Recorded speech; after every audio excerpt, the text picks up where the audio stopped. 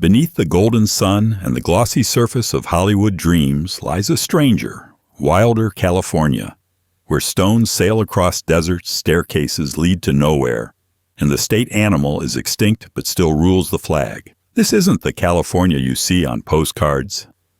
This is the bizarre, the forgotten, and the flat-out unbelievable history they never taught you in school. From haunted mansions to underwater towns, get ready to uncover 101 ridiculous facts that prove California isn't just a state. It's a full-blown fever dream with beachfront property. Welcome to the weird side of the West Coast.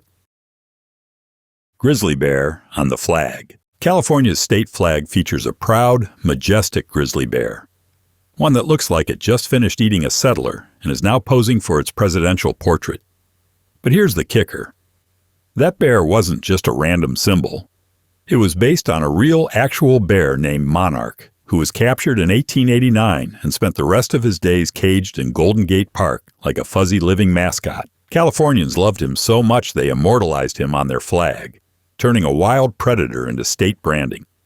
That's one way to say, please don't mess with us, we hug grizzlies. The irony, the California grizzly bear is now extinct in the wild. So the state that proudly waves a bear on its flag no longer has bears. But hey, who needs actual animals when you have symbolism? Speaking of symbols, let's talk about a mouse who became an empire. Original Disneyland address. Disneyland, that squeaky clean fortress of joy and churros, opened in 1955 at 1313 Harbor Boulevard in Anaheim. Now you might think that's just a random number, but Walt Disney was a man of details. Mickey Mouse's initials, M, is the 13th letter of the alphabet. So 1313, that's MM. It's a secret little Easter egg baked into the address, as if Walt was chuckling from his animator's chair saying, "This is gonna blow a nerd's mind in 60 years." And it has. Disneyland may now be the land of $12 turkey legs and lightning lane anxiety, but back then, it was a revolutionary kingdom run by a rodent and built on symbolic numerology. And just like that, California proved it could turn cartoon mice into urban planning. But if you think that's wild, wait until you hear how entire towns sprang up out of nowhere with tents, shovels, and a dream of gold. Gold rush boom towns. Imagine waking up in the middle of nowhere, and by sundown, you're living in a town with 5 saloons, 3 brothels, and a general store selling pickaxes for the price of a horse. That was the reality during the California gold rush. Once gold was discovered in 1848, settlers and prospectors swarmed the state like bargain hunters on Black Friday. The result? Boom towns. These weren't towns so much as spontaneous explosions of humans and hammers. They popped up overnight, often with zero planning and even less plumbing. One day it's a quiet valley, the next it's got no name gulch. Population 2,000, most of whom are drunk. Many of these towns vanished just as quickly when the gold dried up, leaving behind ghost towns and some very confused mules. California didn't just strike gold, it struck chaos, commerce, and the kind of DIY urban development that would give modern city planners nightmares. And while those towns came and went, one thing that stayed? A giant sign advertising a land of dreams, literally. Hollywood sign's original purpose. Today, the Hollywood sign is a 9-letter symbol of fame, fortune, and failed auditions. But when it first went up in 1923, it didn't scream movie magic. It screamed real estate hustle. The original sign read Hollywoodland, and it wasn't meant to attract directors. It was meant to attract home buyers. That's right, it was a massive billboard for a housing development. Nothing says buy a house quite like giant letters nailed to a mountain. Even better, the sign was supposed to be temporary. It was only meant to last 18 months, but like a bad roommate, it just never left. Over the years, the sign lost its last 4 letters, RIP land, and somehow became the most iconic typo in American history. It went from selling bungalows to selling dreams, all while being held together with whatever bolts and duct tape they could find. And if you think that's a weird twist, just wait until you learn California's most famous tree isn't even technically what it claims to be. The California redwood is not a redwood. Only in California can a tree lie about its identity and still become a celebrity. The tree known as the California redwood is actually not the same species as the giant redwood people imagine when they think of towering forest giants. There are two different species at play here.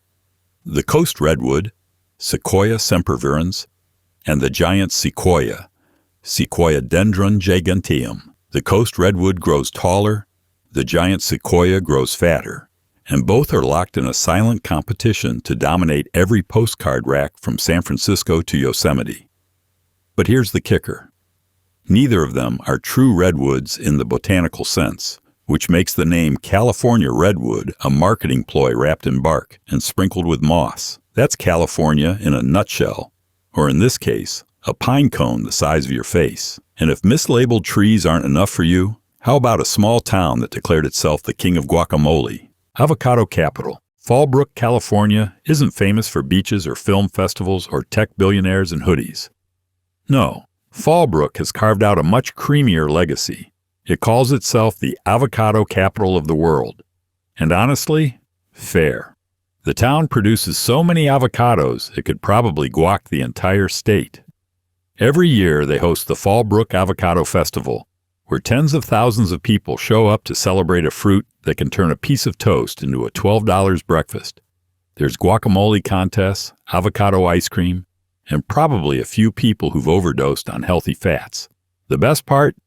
Avocados are technically berries, which means California's most beloved fruit is actually just a really smooth green berry with commitment issues. But Fallbrook isn't just smashing avocados, it's smashing records in agricultural branding. And from creamy green spreads, we jump to another icon of rugged style born in California. The blue jeans made for gold miners but now worn by fashionistas. Levi Strauss & Denim. In the mid-1800s, California was full of miners digging holes in the ground and praying for gold. But the real treasure? Pants. Durable, rugged pants that didn't rip every time you bent over to strike the earth with a pickaxe. Enter Levi Strauss, a German immigrant who came to San Francisco not to mine for gold, but to mine the miners. He realized they didn't need silk vests or top hats. They needed trousers that could survive a rock slide. So he teamed up with a tailor named Jacob Davis, slapped some copper rivets on the stress points, used sturdy canvas, later denim, and gave birth to the world's first pair of blue jeans. They were basically armor for your butt. What began as utilitarian workwear for sweaty gold rushers is now a $100 billion global fashion statement with designer tears and ironic fading. Levi Strauss turned California's muddy, sweaty struggle into an empire of cool. Proof that in this state, even your pants can be historic. But if you think that's peak California innovation, buckle up for the humble beginnings of the world's most famous fast food empire. First, McDonald's location. Before it became the Golden Arches seen from orbit, McDonald's was just a simple burger joint in San Bernardino, California. In 1940, brothers Richard and Maurice McDonald opened the first location, flipping burgers with assembly line precision long before Ray Kroc ever showed up with franchising dreams and dollar signs in his eyes. The original concept was genius in its simplicity. Ditch the car hops, cut the menu, make everything fast and cheap. Boom. Welcome to the birth of fast food. But then came Ray Kroc, the milkshake machine salesman turned corporate overlord, who saw dollar bills where others saw ground beef. He franchised the concept, booted the brothers, and turned McDonald's into a global behemoth. The original building eventually got demolished, but there's a museum now standing in its place, a tribute to greasy glory. California didn't just invent McDonald's. It invented a whole new way of eating while driving. And speaking of buildings that never stop growing, let's step inside the architectural fever dream built by a woman haunted by ghosts and gunpowder. Winchester Mystery House. Imagine building a mansion not for comfort, but to confuse spirits. That was Sarah Winchester's approach. After inheriting her late husband's rifle fortune, she became convinced she was being haunted by the ghosts of those killed by Winchester rifles. Her solution? Build. Never stop building. From 1886 to 1922, her San Jose estate was a non-stop construction zone, filled with staircases leading to nowhere. doors opening into walls and windows peering into absolute darkness. It's like an Escher painting designed by a terrified billionaire with a hammer. At one point, she employed 22 carpenters working around the clock. Not because she wanted a guest room, but because she believed as long as construction continued, the spirits wouldn't catch her. The result is a 160-room monument to architectural paranoia. And California, being California, turned this house of horrors into a tourist attraction, complete with gift shop. Ghosts may or may not exist, but Sarah's construction build definitely did. But don't worry, if you find the house too spooky, there's a charming little transportation system not far away, still running on pure muscle and nostalgia. San Francisco's cable cars. San Francisco's cable cars are the ultimate contradiction. Public transportation that people pay extra to ride, just for the vibe. These charming metal boxes have been clanking up and down the city's absurd hills since the 1870s, defying gravity and common sense. In a world full of sleek subways and GPS-enabled buses, San Francisco said, nah, let's stick with a cable system powered by underground pulleys and sheer stubbornness. And it works, kind of. These cars are manually operated, which means someone literally has to yank a lever to stop them from crashing into tourists with ice cream. The bell ringers? They're part DJ, part pilot, part local legend. It's the only transit system where the soundtrack is clang clang instead of beep beep. What's more iconic than holding on for dear life as you lean off the side, just inches from a taxi with a death wish? Today, they're more novelty than necessity. But they still transport millions each year and are officially a moving national historic landmark. And if that's not enough weird urban charm, how about an alleyway that turned into a sticky public art project? Bubblegum Alley. Welcome to San Luis Obispo, where people don't just chew gum, they immortalize it. Bubblegum Alley is exactly what it sounds like, an entire alleyway coated in layers of chewed gum, decades of it, like a modern art piece that's both disgusting and strangely beautiful. It's a technicolor mosaic of peppermint, spearmint, and questionable life choices. No one really knows how it started. Maybe a high school prank, maybe some bored college students. But it's stuck. Literally. And it's been growing ever since, with thousands of visitors coming each year to marvel at this monument to oral fixation and public sanitation nightmares. People even leave messages in gum, spell their names in minty goo, and post anniversary hearts made from already been chewed tokens of affection. It's the kind of thing that only California would protect instead of power washing. If you're grossed out, fair enough. But you haven't truly experienced California until you've taken a selfie in a bacteria-laden alleyway while holding a frozen yogurt. And if that's not strange enough for you, let's rewind to one of the state's most iconic music venues, whose look was once completely different. The Hollywood Bowl shell. Everyone knows the Hollywood Bowl for its graceful white band shell, curving like a halo around musicians and orchestras. It looks iconic, right? Well, it didn't always look that way. The shell has gone through multiple redesigns since it opened in the 1920s, and some of them looked more like strange dinner plates or collapsing circus tents than concert halls. At one point, it had a weird, lumpy, segmented shell that made it look like a giant white armadillo had curled up on the stage. But despite its aesthetic identity crisis, the bowl has always been about one thing: sound. Acoustics have guided every change, and each version of the shell tried to balance beauty with booming bass. Some worked, others echoed in weird ways that made Beethoven sound like he was performing in a tin can. Today's version is sleek, symmetrical, and selfie-friendly, but the history behind it is one of trial, error, and expensive architecture. Yosemites Firefall. Once upon a time, in a place famous for waterfalls and towering cliffs, Yosemite National Park decided to take the whole natural wonder thing and crank it up to mildly insane.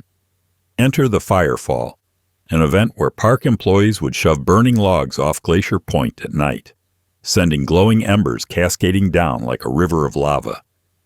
Visitors gathered below, clutching their picnic baskets, marveling as flaming debris tumbled 3,000 feet through the crisp mountain air. Nothing says respect for nature like lighting it on fire in front of children. It wasn't an ancient ritual or some sacred tradition.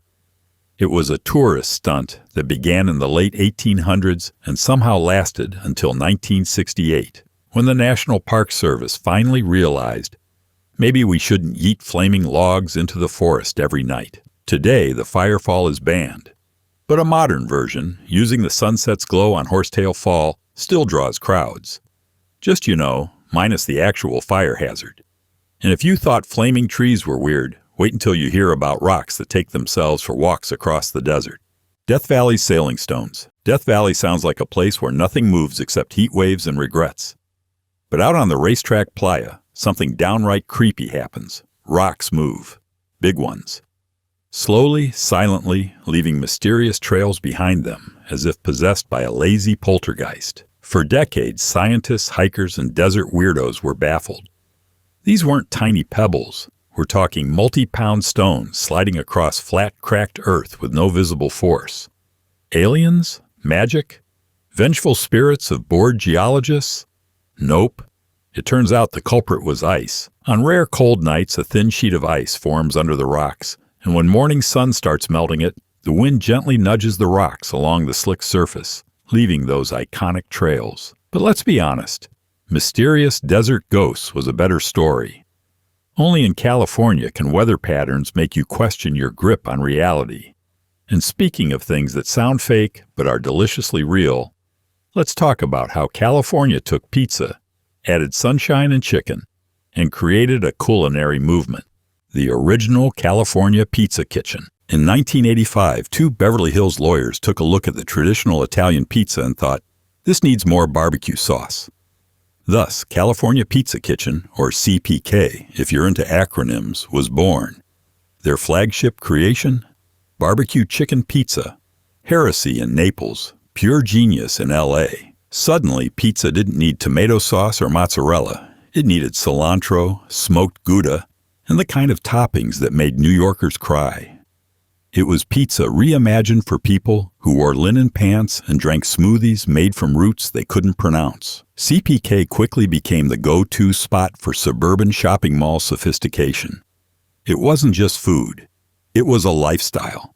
You weren't eating pizza.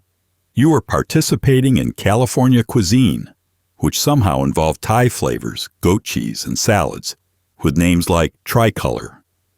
All from two guys who passed the bar exam and then decided cheese was more fun than subpoenas. California doesn't just invent things, it reinvents them. And now, from bold crusts to bold hand gestures, let's ride the next wave into the state's chilled-out surf culture. The hang-loose hand gesture. The Shaka sign, thumb and pinky extended, fingers curled, is California's go-to expression for no worries, bro. But here's the punchline. It didn't even originate in California. It came from Hawaii. California just looked at it, said, that's cute, and immediately adopted it into surf culture like it had invented it while eating a fish taco. By the 1960s, the Shako was the unofficial punctuation mark of every beach day, skate session, and drive down the Pacific Coast Highway. Teenagers, surfers, actors pretending to be surfers, it didn't matter. If you had sand in your hair and a tan you swore wasn't a sunburn, the Shako was your seal of chill. The gesture made its way into pop culture, marketing, and even car commercials, where people who had clearly never surfed a day in their lives were now hanging loose in minivans. That's the California way. Take a relaxed island greeting, blend it with West Coast swagger, and sell it with sunglasses. But if you really want to see how far California was willing to go to replicate someone else's vibe, let's stroll through a sunny SoCal neighborhood that tried to become Venice, but with more rollerblades. Venice Beach's canals, Venice, California, where you can see street performers doing yoga on glass and also, surprise, actual canals. In the early 1900s, a developer named Abbott Kinney decided that Southern California needed some European flair, so he went full imitation game and built a mini Venice, complete with gondolas, imported architects, and narrow waterways. Because when you think Italy, your next logical thought is coastal Los Angeles with better parking. Originally, the area had 16 miles of canals, all painstakingly dug by hand.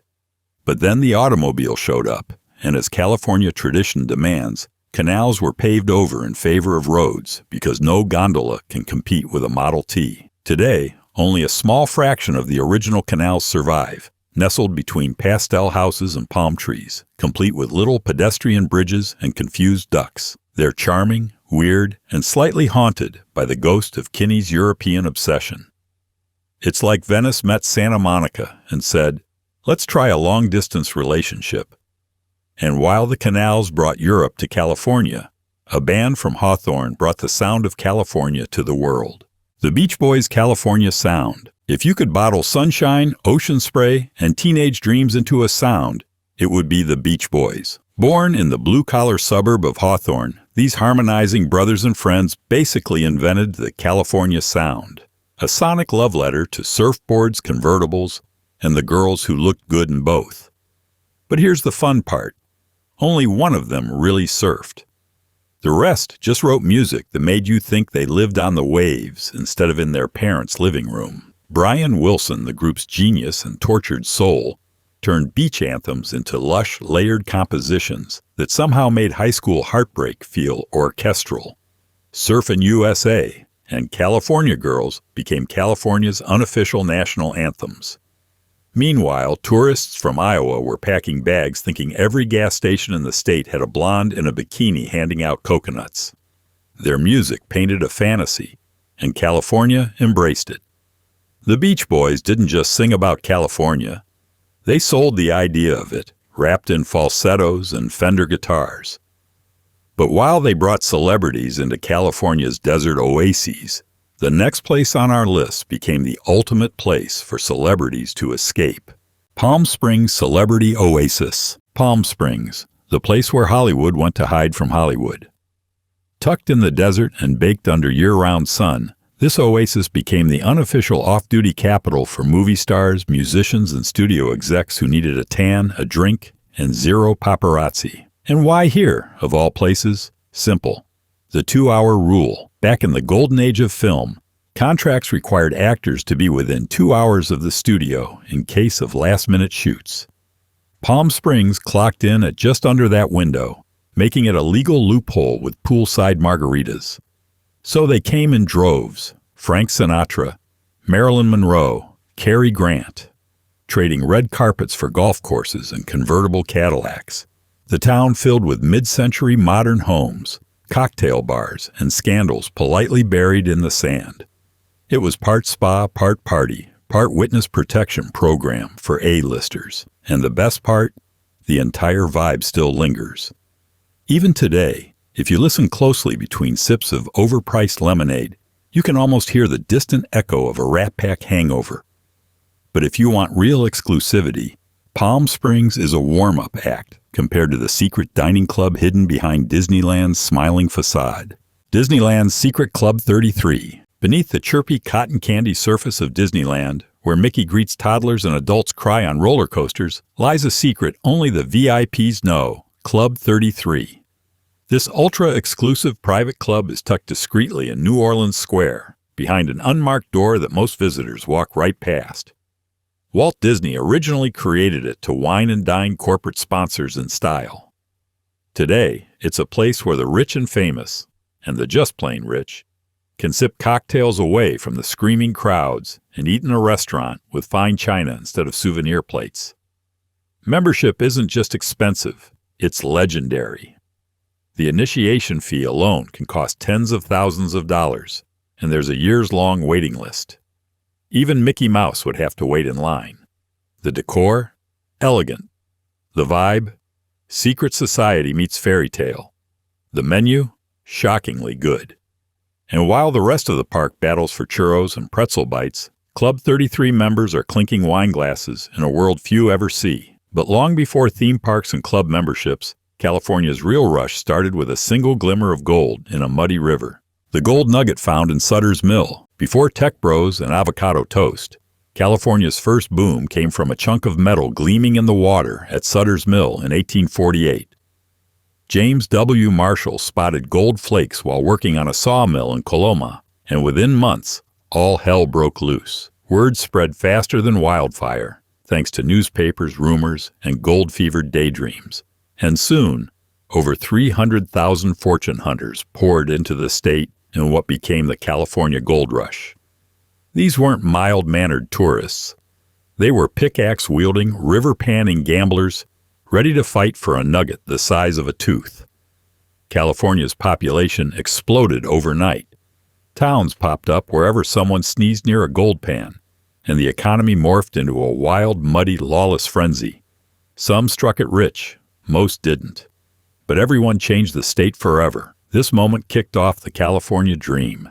The idea that you could show up with nothing and leave with everything, preferably while wearing dusty boots and a smug grin. And while the gold might be gone, the dream's still being sold daily, especially in places like a bridge that isn't golden, but painted a color you've probably never heard of.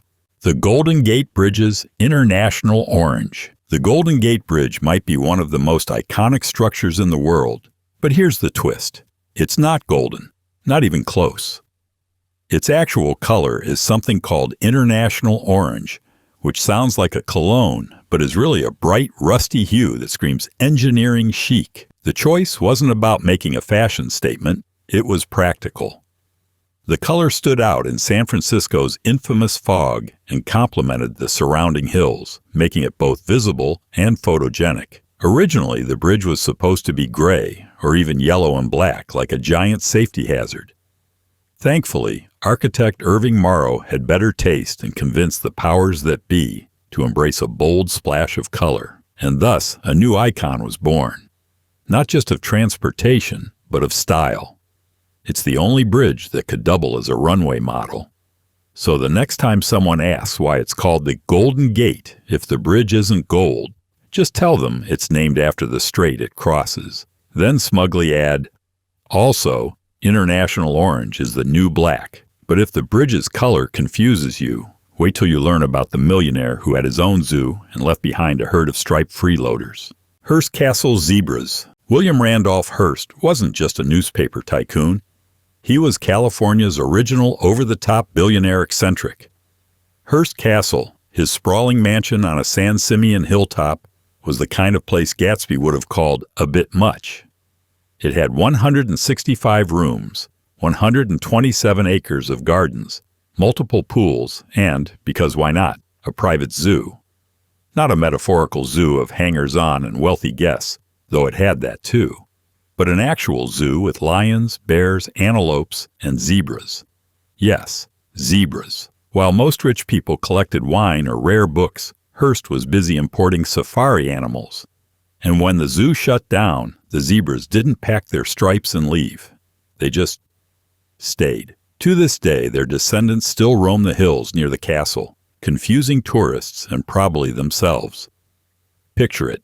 You're driving up Highway 1, admiring the coastline, and bam, zebra. That's Hearst's legacy in a nutshell. Impossible, absurd, and undeniably Californian. And just like that, we shift from exotic animals to another wild invention, where movie screens met motorcars in a dusty California parking lot.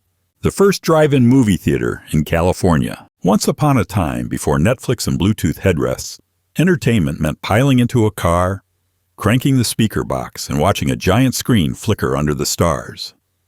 The year was 1934, and the place was Compton. Yes, that Compton. It became home to California's very first drive-in movie theater, where families and teenagers alike parked their jalopies for a night of cinematic escapism.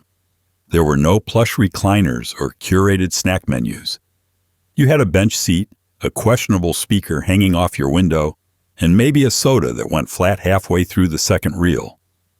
But it was magical. The drive-in was where first kisses happened, where families laughed in sync, and where horror movies were made even scarier by being surrounded by total darkness. Over time, drive-ins became a uniquely American blend of automotive culture and cinematic wonder, and California, ever the trendsetter, was leading the charge. Compton may be better known for beats now than back seats, but it helped jumpstart one of the most romantic, ridiculous chapters in movie-going history. And while cars brought the movies to the masses, it was the missionaries who brought fruit to the future fig lovers of the state. The Mission Fig is from California. With a name like Mission Fig, you'd think this fruity delight was imported from somewhere biblical or Mediterranean. And yes, its roots go back to Spain, but its legacy is pure California.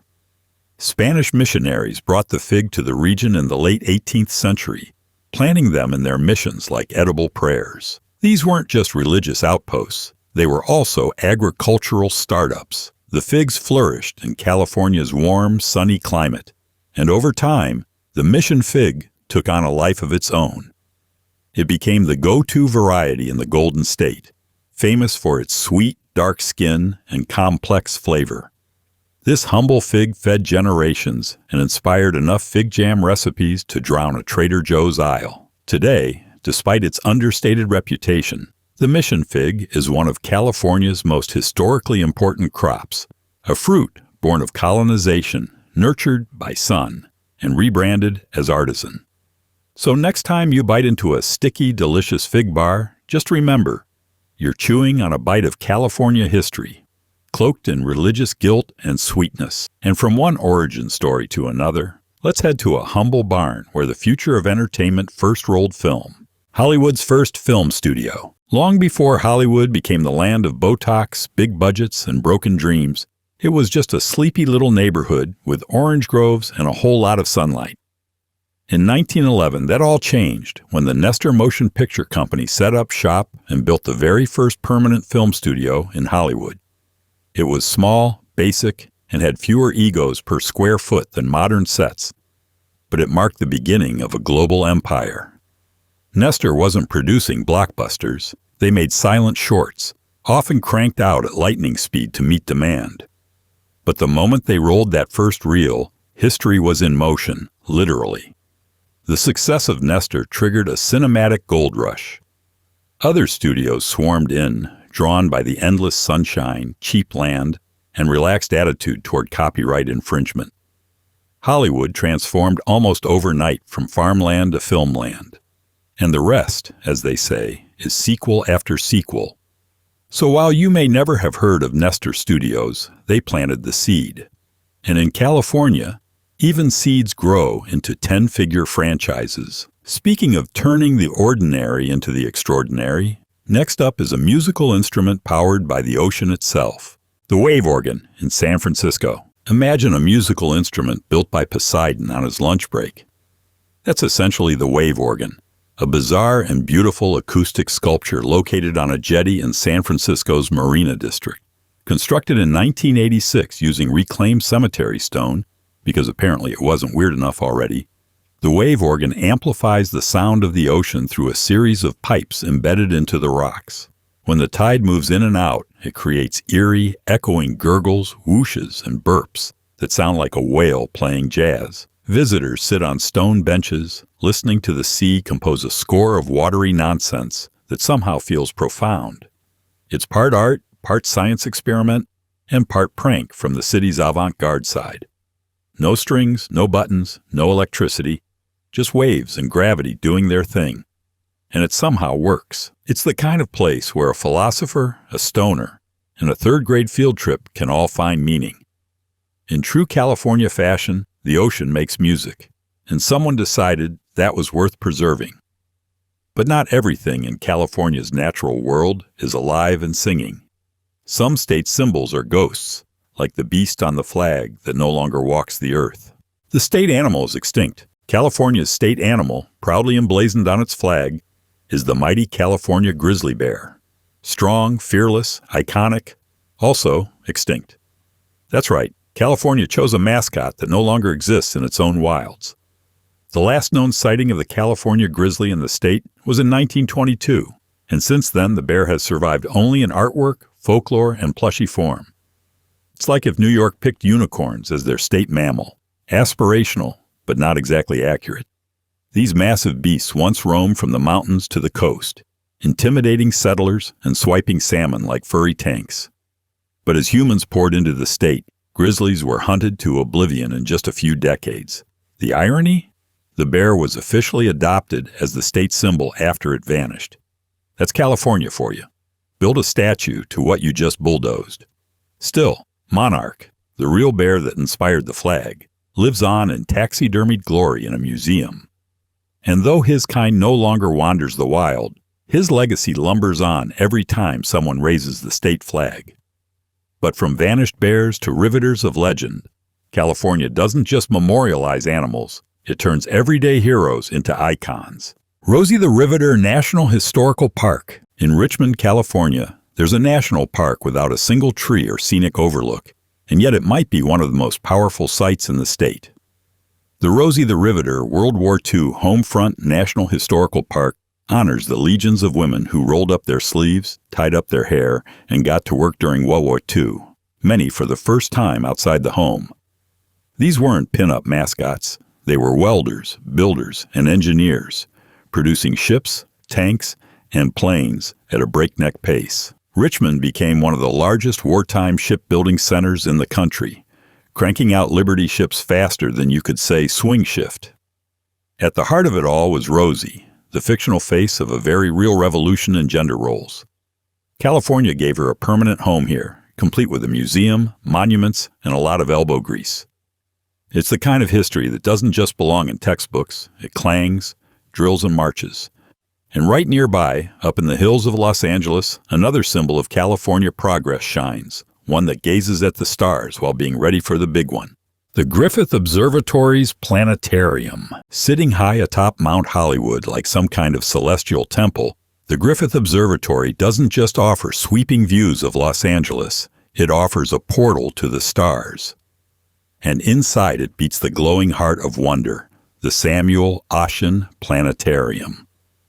But this isn't your average fifth-grade field trip snooze fest. This is one of the most advanced planetariums in the world, equipped with high-tech projectors, a massive dome screen, and narration that makes even distant galaxies sound like they're trying to land a movie deal.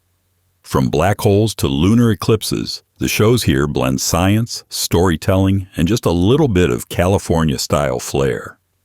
You'll walk out with your brain spinning and your ego shattered by the scale of the universe. Bonus trivia?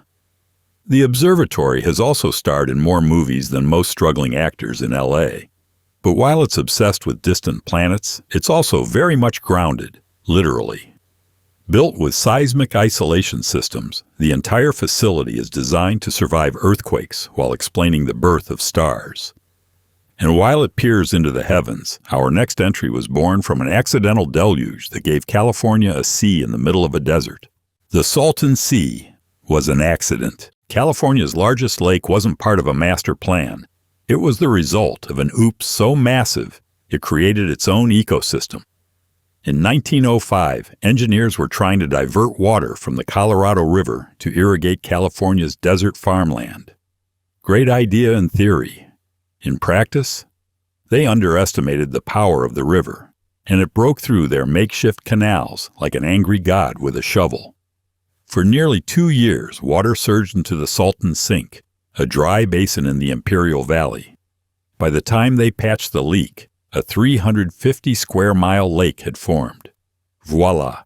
Instant sea. The Sultan Sea became an accidental paradise, attracting birds, fish, and eventually, developers who tried to turn it into a desert riviera. For a while, it worked. In the 1950s and 60s, celebrities flocked there to boat, swim, and party, like it was Palm Springs with a beach. But high salinity, pollution, and agricultural runoff slowly turned the lake into a briny, fish-killing mess. Today, it's equal parts haunting and fascinating. California's ghost of good intentions gone sideways. And while the Salton Sea drowned a desert, another piece of history began with a few humble trucks and a craving for fresh produce. The original farmers market, Los Angeles. Los Angeles might be the land of green juice and $18 salads now, but its OG farmers market began in the grittiest way possible, with a bunch of dusty trucks. In 1934, during the heart of the Great Depression, a dozen local farmers drove their vehicles to a vacant lot at 3rd and Fairfax to sell fruits and vegetables directly to hungry Angelenos. No boutique signage, no Instagrammable lighting, just produce and perseverance. The public loved it. What started as a makeshift pop-up evolved into a full-fledged cultural landmark. Permanent stalls replaced the trucks, bakeries moved in, diners opened up, and soon it became a delicious, chaotic hybrid of farmers market and international food court. Over the decades, it's welcomed everyone from neighborhood locals to presidents and movie stars, often standing side by side in line for corned beef sandwiches or fresh churros. It's one of the few places in LA where trends bow down to tradition. So while Whole Foods might have barcodes and air conditioning, the original farmer's market still sells nostalgia with a side of garlic pickles. And if you follow the Hollywood stars from Fairfax, you'll find even more of them embedded in the very sidewalk. The Hollywood Walk of Fame stars. You can't go to Hollywood without walking all over it, literally. The Hollywood Walk of Fame stretches over 15 blocks, adorned with more than 2,700 stars honoring actors, musicians, directors, and even fictional characters like Bugs Bunny and Godzilla, because, of course, what started in 1960 as a publicity gimmick has since become California's sparkliest strip of sidewalk. But let's be real. It's not exactly glamorous when you're dodging gum stains and street performers dressed like slightly melted versions of Spider-Man. Still, each pink terrazzo star represents someone or something that left a cultural dent. And yes, you can buy your way in, sort of. A star costs around $50,000, and nominees must attend their own ceremony because nothing says legacy like crouching beside your own name while tourists photobomb you. Over the years, it's grown into a bizarre mix of homage and circus. You'll see a woman weeping at Robin Williams' star, while a guy in a Chewbacca suit charges $5 for selfies 2 feet away. It's messy, glittery, and wonderfully Californian. And just up the coast, another mystery is waiting to mess with your equilibrium. And maybe your sanity. The mystery spot in Santa Cruz. Deep in the redwood forest of Santa Cruz lies a crooked little cabin where physics takes a coffee break and logic goes on vacation. Welcome to the mystery spot.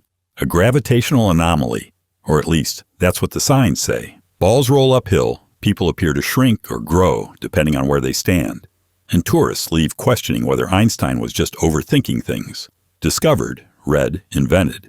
In 1939, this slanted shack on a hillside has been baffling brains and twisting perspectives ever since.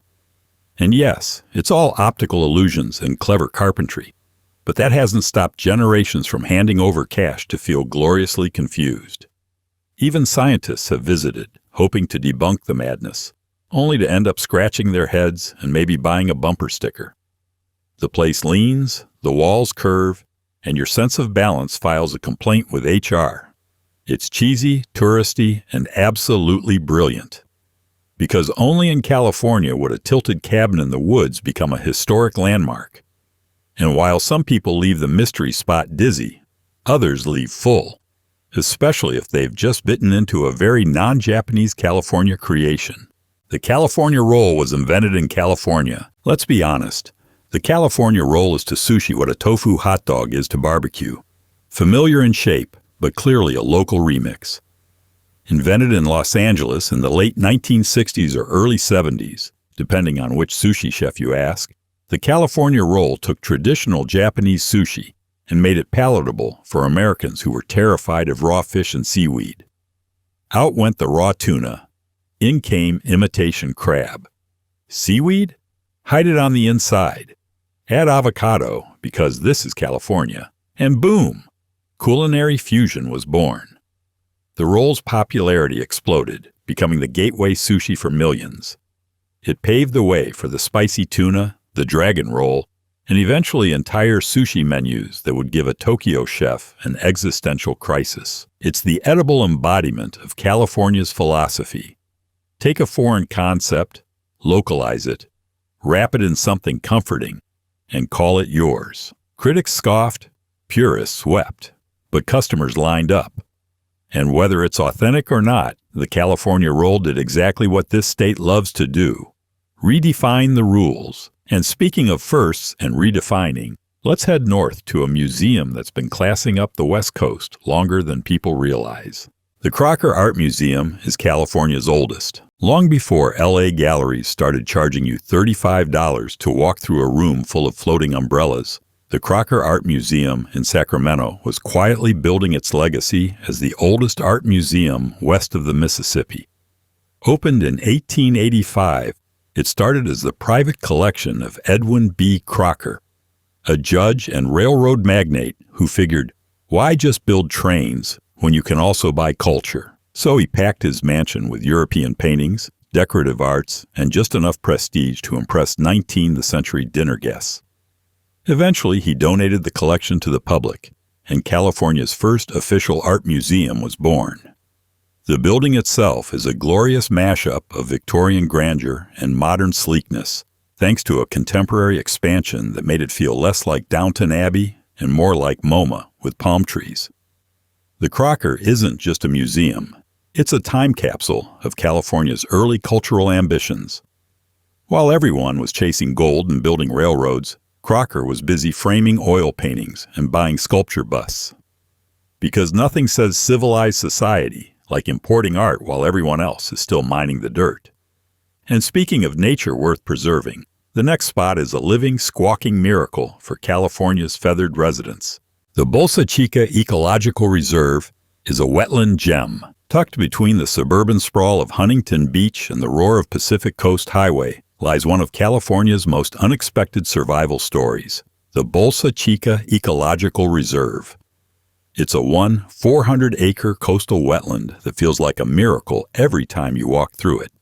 Because honestly, it kind of is. For decades, this land was eyed for everything from oil drilling to luxury housing developments. But nature, against all odds, won a rare round in California's tug-of-war between concrete and coastline. The reserve is now a thriving sanctuary, home to hundreds of bird species, endangered fish, rare plants, and more pairs of binoculars than a safari bus. Birdwatchers swoon here, biologists cheer, and the egrets strut like they know they're on protected land. The place is living proof that even in a state obsessed with development, sometimes we manage to press pause and preserve something wild. So whether you're here to marvel at a great blue heron or just escape the sound of leaf blowers for a minute, Chica is a reminder that not everything has to be paved over to have value. And if you prefer your wildlife with a little more luxury, just cruise down the coast to a ship that retired in style. The Queen Mary is a hotel. Most ocean liners, after a few decades of service, get scrapped and forgotten. Not the RMS Queen Mary. When she docked in Long Beach for the last time in 1967, California looked at this 000-foot relic of transatlantic grandeur and said, let's turn it into a hotel/tourist attraction/haunted house. Because of course we did.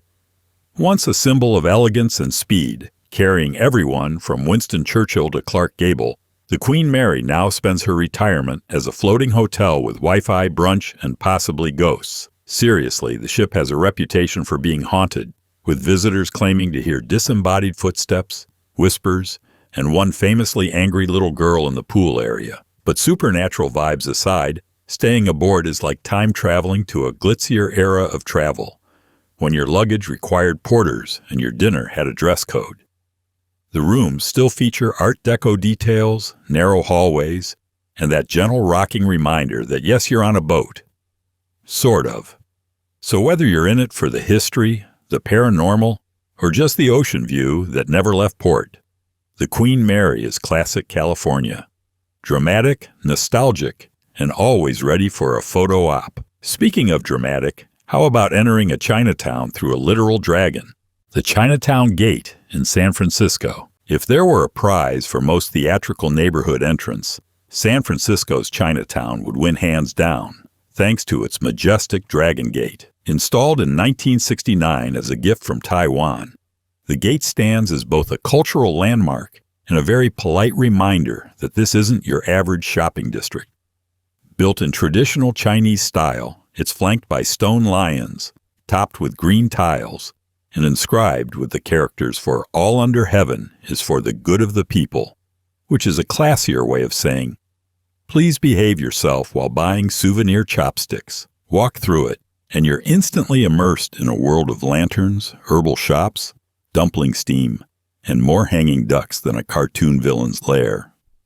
It's colorful, chaotic, and proudly clings to its identity in a city that's constantly trying to reinvent itself. The Dragon Gate isn't just an entryway, it's a declaration. San Francisco's Chinatown is the oldest in North America and has weathered everything from fires to racism to gentrification, all while still managing to sell amazing mooncakes. And from the gateway to the getaway, next we travel to a hotel so weird, each room feels like a different fever dream. The Madonna Inn and its themed rooms. If Barbie ever opened a motel in the middle of a fever dream, it might look something like the Madonna Inn. Located in San Luis Obispo, this iconic roadside palace is a pink-drenched, glitter-glazed architectural love letter to maximalism. Opened in 1958 by Alex and Phyllis Madonna, the hotel boasts 110 uniquely themed rooms, each more aggressively eccentric than the last. Want to sleep in a room that feels like the inside of a cave? Done. Prefer a Gold Rush fantasy suite? Covered. Fancy a Wild Western hideout? Or maybe a gaudy pink fantasy room that looks like Valentine's Day threw up on the walls? You're in luck. No two rooms are alike, and that's the point. The men's restroom in the main building even features a famous waterfall urinal. Because of course it does. The Madonna Inn doesn't just lean into kitsch. It slams on the gas pedal and speeds through a flaming loop of peacock wallpaper and heart-shaped sinks. It's absurd, lovable, and uniquely Californian, where weird isn't just accepted, it's celebrated.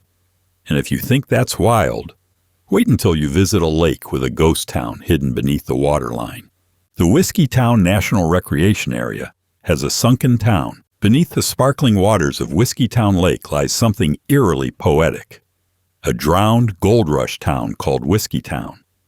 In the 1960s, the U.S. Bureau of Reclamation decided that what Northern California really needed was a reservoir, and the town of Whiskeytown got the short straw. They packed up what they could, said goodbye to their dusty streets, and watched as the rising waters slowly swallowed their history. Today, the Whiskeytown National Recreation Area is a popular spot for kayaking, fishing, swimming, and completely forgetting there's an entire sunken community beneath your paddleboard. It's a strange kind of tourism, enjoying nature on the surface while unknowingly floating above submerged saloons, forgotten cemeteries, and ghostly general stores. Some divers have explored the ruins, but much of the old town is now silted over and unreachable, like a dusty memory locked in a watery vault. And just to add more irony, the lake named Whiskeytown doesn't even let you drink on the beach. But if sunken towns feel too heavy, California's state flower offers something much lighter, bright, golden, and perfectly content to bloom without permission. The California poppy is self-seeding. The California poppy is like the overachiever of wildflowers.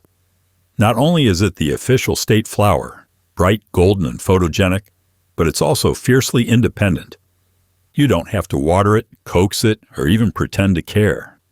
This flower seeds itself, grows in the worst soil imaginable, and thrives in disturbed areas like it's trying to prove a point. Cracked sidewalks, roadside ditches, fire-scorched hillsides. The California poppy shows up like, yeah, I'm still fabulous. It's a tough little bloom wrapped in delicate beauty, perfectly encapsulating California's sunny but scrappy personality. Entire hillsides explode into orange when conditions are right, drawing flower chasers, influencers, and drone pilots who risk park ranger wrath just to get the perfect golden hour selfie. And despite its popularity, it remains a humble outlaw in gardens. Try picking one in the wild, and you'll likely get hit with a disapproving glare and a lecture, even though technically it's not illegal statewide, just very frowned upon. The poppy doesn't ask for much. It just wants to live, thrive, and photobomb your road trip.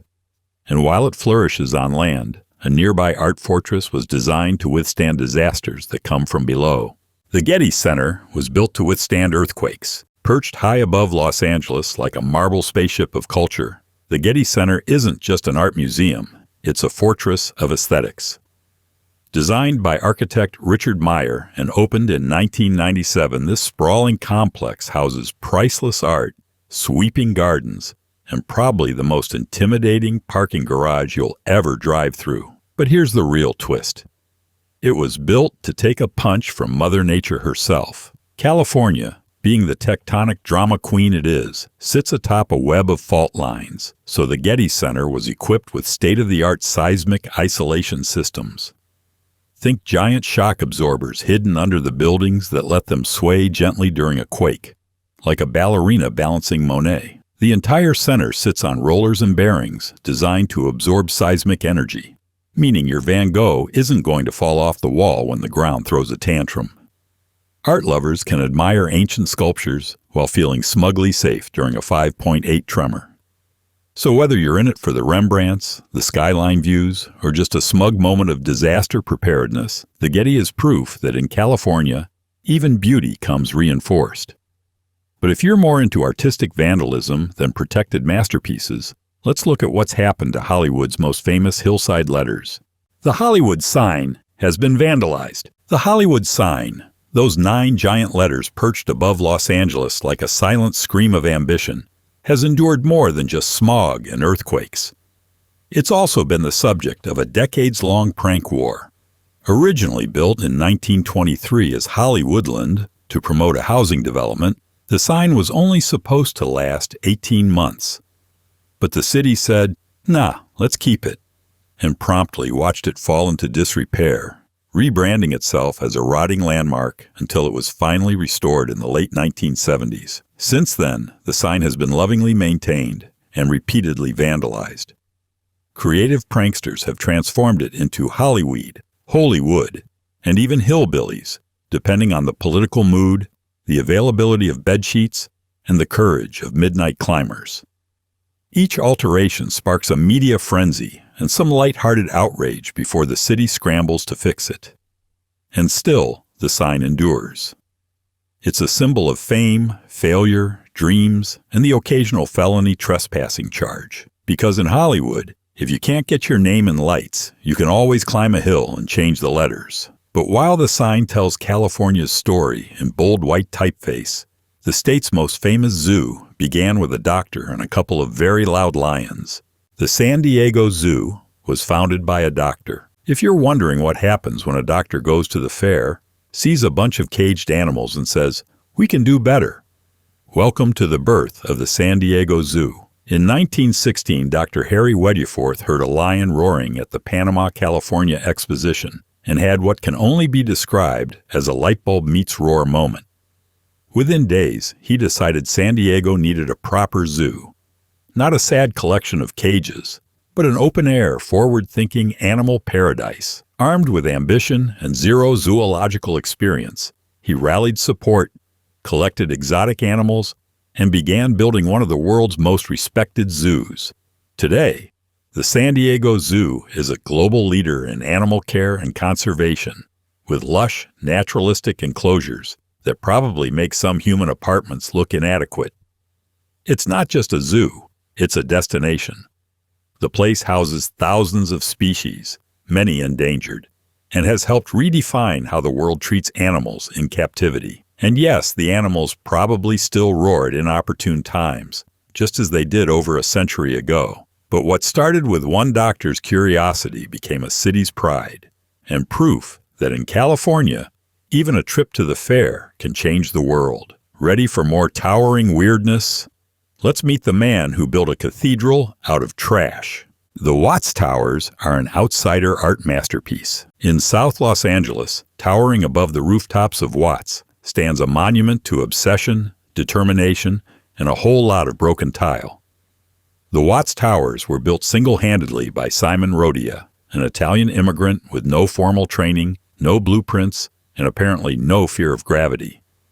Over 33 years between 1921 and 1954, he constructed 17 interconnected towers made from steel rebar, concrete, and a mosaic of discarded materials: soda bottles, seashells, ceramic shards, and even dolls' heads. While other men collected stamps or fixed up cars, Rodia built a whimsical junk cathedral in his backyard. Neighbors thought he was crazy. Officials tried to tear it down, but when engineers tested the towers for demolition, they found them too sturdy to budge. Irony loves California. Today, the Watts Towers are recognized as one of the most important pieces of outsider art in America, a literal monument to what can happen when someone refuses to quit, despite having nothing but a hammer and an extremely strong will. So whether you call it folk art, architectural rebellion, or the world's fanciest recycling project, the towers stand tall, defiant and glittering in the sun. But if you want to understand California's true power to attract the world, just pan back to 1849. The California Gold Rush attracted people from all over the world. The California Gold Rush wasn't just a local affair. It was an international frenzy with shovels. After gold was discovered at Sutter's Mill in 1848, word spread like wildfire. And by 1849, people from every continent were on their way to the land of golden dirt. They came by boat, wagon, and even on foot, hoping to strike it rich. The promise? Instant wealth. The reality? Mud, mayhem, and a lot of broken dreams. But the diversity was real. Chinese laborers, Latin American miners, European fortune seekers, and freed slaves all mingled in the chaotic stew that became Boomtown, California. While most of these 49ers didn't find gold, they left behind something even more valuable: culture. Entire communities were formed, languages mixed, and California began its lifelong career as one of the most multicultural regions in the world. Of course, not everyone came for gold. Some came to feed, clothe, and swindle those who did. And a few just came for the drama. The gold rush created cities overnight and turned a sleepy Mexican province into a U.S. state in record time. If you're wondering where California got its reputation for reinvention and reinvention's little cousin, delusion, this is it. And now, let's set our feet into the concrete footprints of that very dream factory. The Grauman's Chinese Theater handprints. Grauman's Chinese Theater is where Hollywood myth meets literal cement. Opened in 1927, this extravagantly designed movie palace quickly became more than just a place to watch films. It became a shrine to stardom. But the most famous part? The forecourt, where over 200 celebrities have left their handprints, footprints, and sometimes weird extras, like wands, cigars, or even hooves. Thanks, Trigger. Legend has it that it all began by accident when actress Norma Talmadge stepped into wet cement and someone thought, you know what? That's actually kind of genius. From there, it became tradition. Stars immortalized in concrete, crouched awkwardly while smiling for cameras, all in the name of legacy. It's the only sidewalk where you can compare shoe sizes with Judy Garland and wonder how Arnold Schwarzenegger fits in anything. Over the decades, the handprints became more than a gimmick. They became Hollywood's equivalent of sainthood. Walking through the forecourt is like flipping through a glittery, eccentric family album of American pop culture. Some prints are fading, some are cracked, but they all whisper the same thing. I was here, I mattered, and I wore a size 7. And speaking of signatures with a twist, our next fact is wrapped in foil and stuffed with fries. The California burrito origin. California is the land of reinvention. And nowhere is that more deliciously obvious than in the invention of the California burrito, a culinary mashup that throws tradition out the window and says, let's add fries. Believed to have originated in San Diego sometime in the 1980s, this burrito is the edible embodiment of excess. Stuffed with carne asada, cheese, sour cream, guacamole, salsa, and of course, French fries. It's like someone dared to make a full drive-through order fit inside a single tortilla. And somehow, it works. It's not a burrito trying to be healthy or elegant. It's bold, greasy, and glorious, just like California traffic at 5 p.m. The California burrito quickly became a cult favorite among surfers, students, and late-night food warriors. Each bite a salty, crunchy, beefy punch to the taste buds. And sure, traditionalists may scoff, calling it a culinary Frankenstein. But for everyone else, it's love at first grease stain. In this state, adding fries to anything is less a crime and more of a birthright. And while burritos may be the unofficial comfort food of the West Coast, California's geology has a spicier story to tell. One that runs deep, cracks hard, and doesn't come with sour cream. The state rock is serpentinite. Of all the shiny, sparkly, Instagrammable things in California, it's oddly comforting to know the state rock is serpentinite. Not gold, not jade, not something you'd make into a necklace unless you enjoy explaining geology at parties. Serpentinite is a greenish, flaky, metamorphic rock that forms deep underground when oceanic crust is forced up and over continental crust. In other words, it's the literal residue of tectonic drama.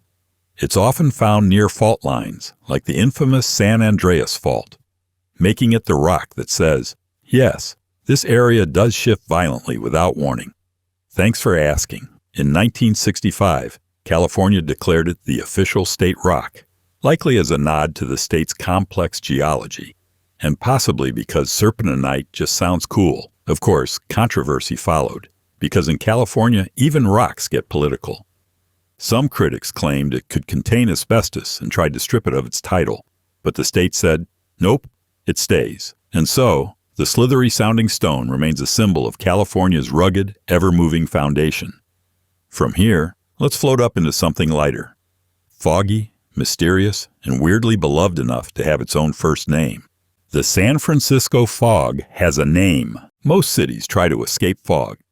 San Francisco gave it a name, a personality, and probably its own Twitter account. Meet Carl the Fog, a moody, persistent, and oddly lovable weather phenomenon that rolls in like a sleepy ghost and ruins every summer picnic. Unlike other fogs that simply hover, Carl swirls through the Golden Gate like he owns the place, blanketing the city in mist, while tourists freeze in their brand new shorts and Alcatraz hoodies.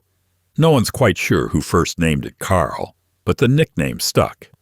Probably because it's hilarious to assign human characteristics to something that regularly blocks out the sun. Locals have embraced it, creating memes, t-shirts, and social media accounts to honor their chill, damp companion.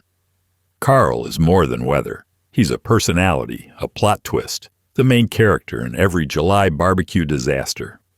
And while other cities flaunt their sunshine, San Francisco proudly claims the moody vapor that hides its skyline and ruins hairdos. But just down in Los Angeles, where fog fears to tread, another long-standing icon has been dishing out chili dogs and Hollywood gossip since before Carl ever rolled into town. The original Pink's hot dogs in Los Angeles. If Los Angeles had a taste, it would probably be smothered in chili and served on a paper tray at Pink's. Open since 1939, Pink's Hot Dogs started as a humble pushcart at the corner of La Brea and Melrose and has since become a greasy, glorious Hollywood institution. It's not just a hot dog stand, it's a pilgrimage. Locals line up, tourists line up, celebrities line up, often incognito, for a dog named after them. The menu reads like a fever dream. The Martha Stewart dog, the Giada de Laurentiis dog, even the Ozzy Spicy dog. Because nothing screams culinary expertise like putting jalapenos on a sausage and naming it after a rock god. And don't even try to visit at lunch without accepting a half-hour wait. It's practically part of the experience. But that's the charm. Pink's doesn't try to be gourmet. It tries to be legendary. And with its neon signs, checkerboard tiles, and staff that's seen more famous faces than the red carpet, it delivers. One chili-splattered bite in, and you'll understand why people keep coming back. From dog stands to ghost towns, California serves up nostalgia in every flavor, especially in places where the past is perfectly preserved in decay. The Body State Historic Park is a ghost town. Body isn't a recreated Old West tourist trap, it's the real deal. Frozen in time and left to rot beautifully. Once a booming gold mining town with over 10,000 residents in the late 1800s, Bodie now stands as one of the most authentic ghost towns in America. Today, it exists in a state of arrested decay, which sounds like the name of an indie rock band, but is actually a preservation strategy. The buildings are weathered, creaky, and half collapsed, but untouched. Peeking into windows, you'll find dusty chairs, school books on desks, and plates still set on tables, as if someone left for lunch in 1895 and forgot to come back. Walking through Bodie is like stepping onto a movie set without the fake props. Except everything's real, and everything is quietly decaying beneath the mountain wind. There are no cheesy reenactments, no panning for fool's gold activities, just pure, eerie silence and echoes of a time when fortune could vanish as quickly as it came. It's haunting. It's beautiful, and it's very Californian. And speaking of lost icons, California's state animal didn't just vanish from Bodie, it vanished from everywhere. Again.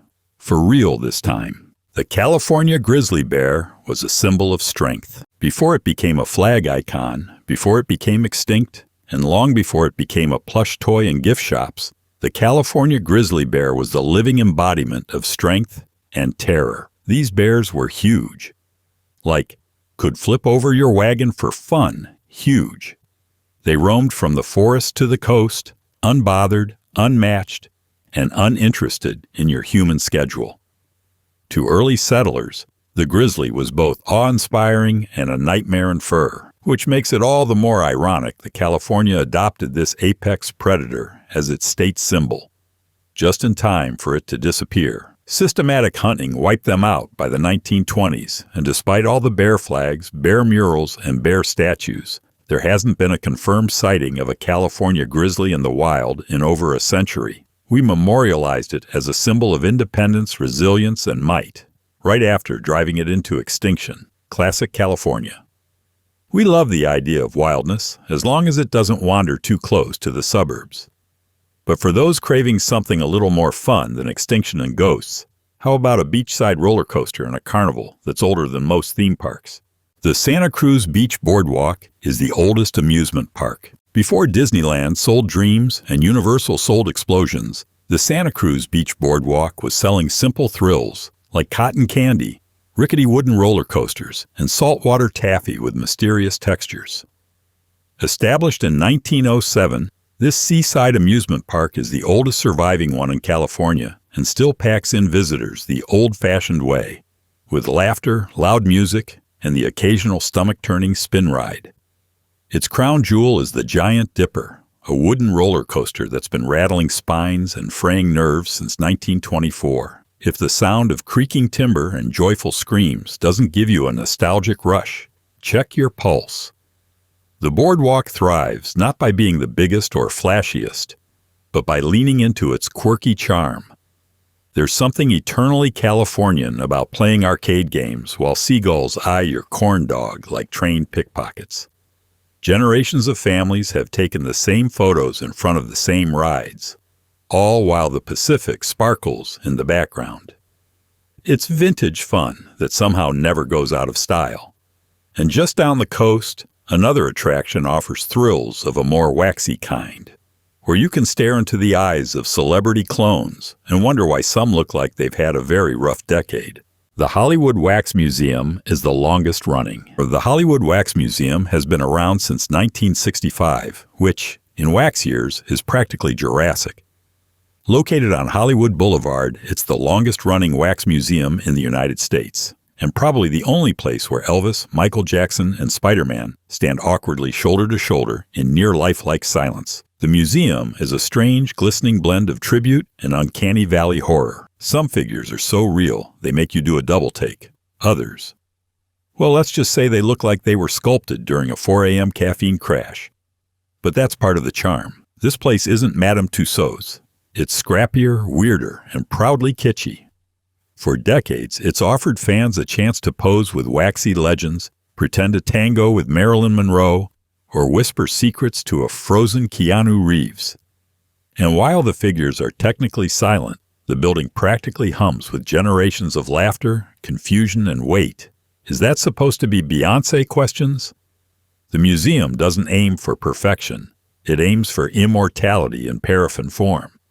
And while these stars stand forever still, just a few hours north lives a giant who's still growing, one ring at a time. The General Sherman tree is the largest tree by volume. Meet General Sherman. Not a Civil War general, but a living legend rooted in the heart of Sequoia National Park. This massive giant sequoia isn't the tallest or the widest tree in the world, but when it comes to sheer volume, no tree on Earth comes close. Standing at over 275 feet tall and measuring more than 36 feet around at its base, General Sherman is a botanical skyscraper made entirely of wood and thyme. Estimated to be around 2,200 years old, this tree was already sprouting when Julius Caesar was still yelling in Latin. Walking near it feels like approaching a myth, massive, serene, and utterly unbothered by your Instagram story. It's not just a tree. It's an ancient monument to slow, silent growth. And despite forest fires, snowstorms, and the occasional tourist attempting to hug it, Sherman remains unmoved. In a state that prides itself on constant reinvention, this tree is the exact opposite. Unchanged, unwavering, and growing 1 inch at a time while civilizations rise and fall around it. But as massive as Sherman is, California's deepest drama runs beneath the ground, along a crack that could rewrite the map with one well-timed shrug.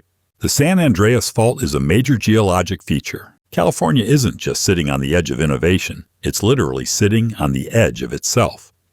The San Andreas Fault, a 750-mile-long tectonic scar slicing through the state, is one of the most famous fault lines in the world.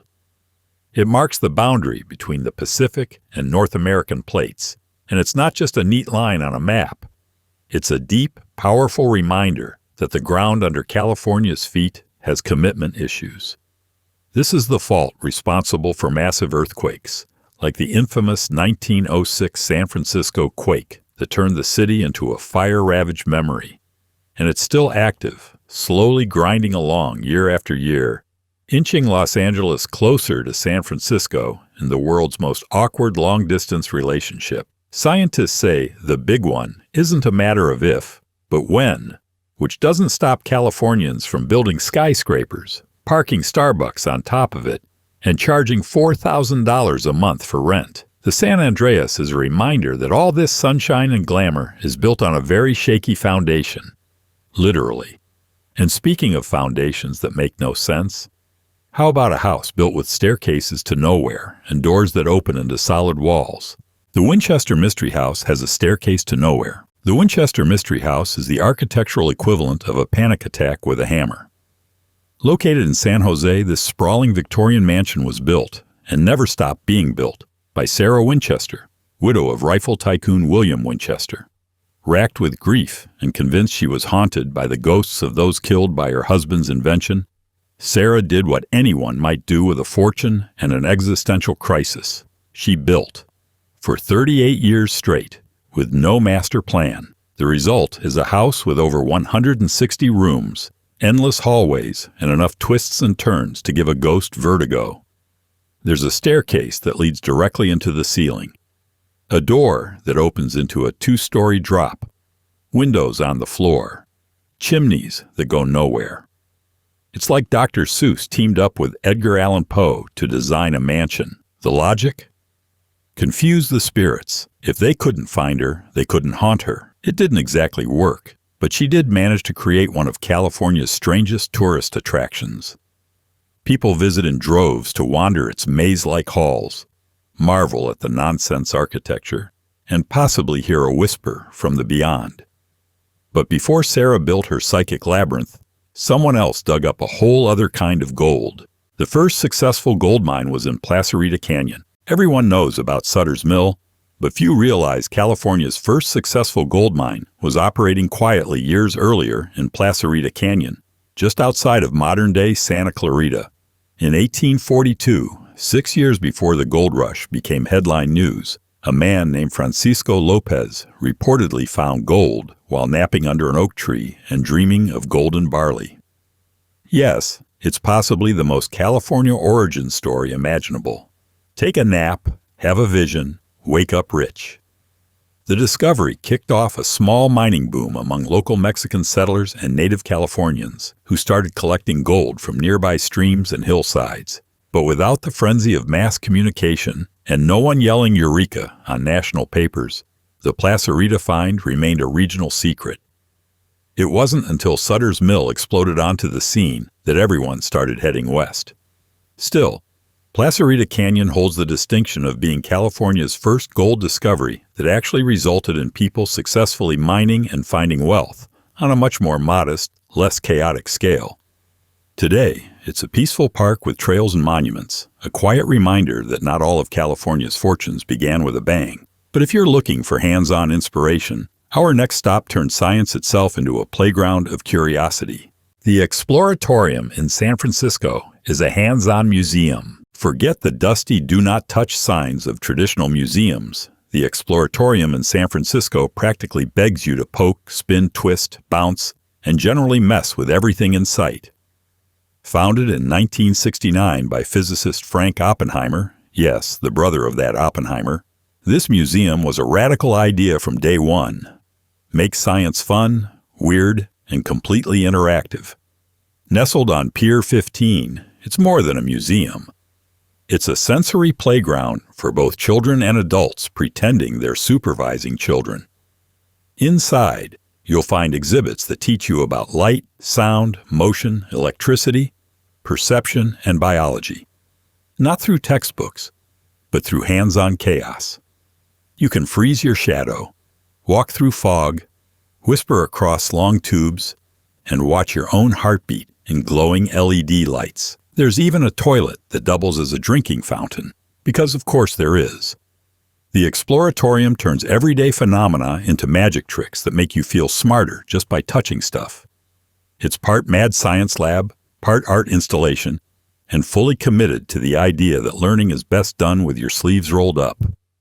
And if science wasn't wild enough, wait until you hear about the gum tycoon who bought an entire island to turn it into a bubblegum-scented paradise. The Catalina Island was once owned by William Wrigley, Jr. Most people know Catalina Island as a dreamy escape just off the Southern California coast, famous for its crystal waters, buffalo sightings, and boatloads of seasick tourists. But fewer know that this charming island was once almost entirely owned by chewing gum magnate William Wrigley, Jr. In 1919, Wrigley bought a controlling interest in the island and quickly got to work transforming it into a resort playground, branding it like a stick of spearmint. He upgraded the infrastructure, beautified Avalon, the main town, imported exotic plants, built the Catalina Casino, which doesn't actually have gambling, and even relocated his baseball team, the Chicago Cubs, to the island for spring training. Yes, before Florida had its grapefruit leagues, Wrigley was letting sluggers take batting practice next to seagulls and beachgoers. The island was his personal sandbox, and he built it with sugary precision. Even today, the Wrigley family's influence can still be felt in the architecture, the Art Deco grandeur, and the faint echo of "Take Me Out to the Ball Game," carried on ocean breezes. Catalina might seem like a simple coastal retreat, but behind the palm trees and frozen daiquiris is a story of branding, vision, and one man's sweet obsession. And while Wrigley brought baseball to paradise, another cultural wave was about to crash ashore. The first surfing in California. Surfing may be the beating heart of California beach culture, but it didn't actually start there. It had to be imported, like a trend or an avocado. The first documented instance of surfing in California happened in the late 1800s, when 3 Hawaiian princes, Jonah Kuhio Kalanianaole, David Kawananakoa, and Edward Kelly Yahonui, visited Santa Cruz and took to the waves on their traditional wooden boards. Locals stood slack-jawed as these Hawaiian royals rode the ocean like demigods, making everyone else's rowing look embarrassingly uncool. Though surfing didn't immediately take off, the water was cold and neoprene hadn't been invented yet, the seed was planted. By the early 20th century, surfing culture began to grow, helped along by pioneers like George Freeth and the irresistible pull of the Pacific. California took surfing and, in true Golden State fashion, turned it into a lifestyle, complete with music, movies, fashion, and $1 million industry in board wax alone. Today, whether you're wiping out at Venice Beach or shredding at Mavericks, you're riding the wave that those Hawaiian princes introduced. And speaking of legends, our next stop is a wartime hotspot where celebrities and soldiers collided over dance floors and patriotism. The Hollywood Canteen was a World War II club. During World War II, Hollywood didn't just produce propaganda films and glamorous war bonds. It opened a real-life fantasy lounge for American troops called the Hollywood Canteen. Launched in 1942 by actors Bette Davis and John Garfield, the Canteen was located near Sunset Boulevard and became the hottest ticket in town, for servicemen only. The concept was beautifully simple and entirely surreal.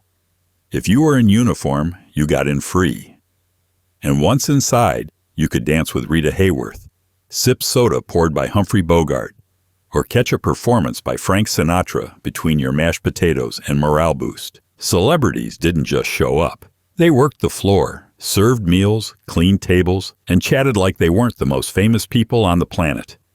It was part nightclub, part USO fantasy camp, and all heart. Over 3 million military guests passed through its doors, making it a whirlwind chapter in Hollywood's contribution to the war effort. It closed in 1945, as quietly as it had begun, leaving behind memories, lipstick-smeared napkins, and the strange thrill of watching a private waltz with a screen goddess. And while the canteen brought elegance to wartime, one Fresno man was digging something far more bizarre, an entire subterranean Eden.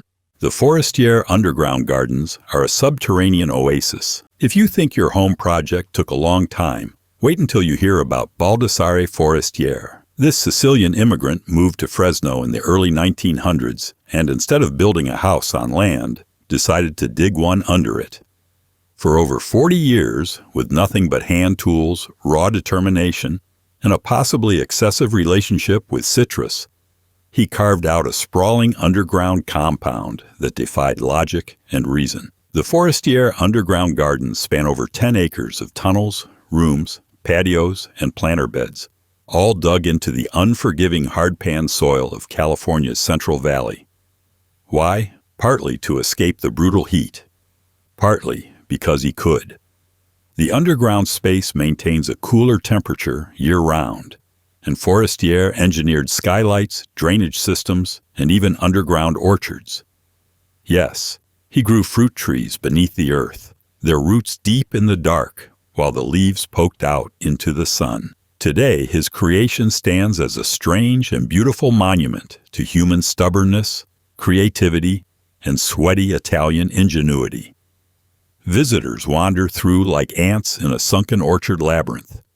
And if that journey wasn't winding enough, our next destination follows a railway nicknamed after an animal you'd rather not sit next to on a train.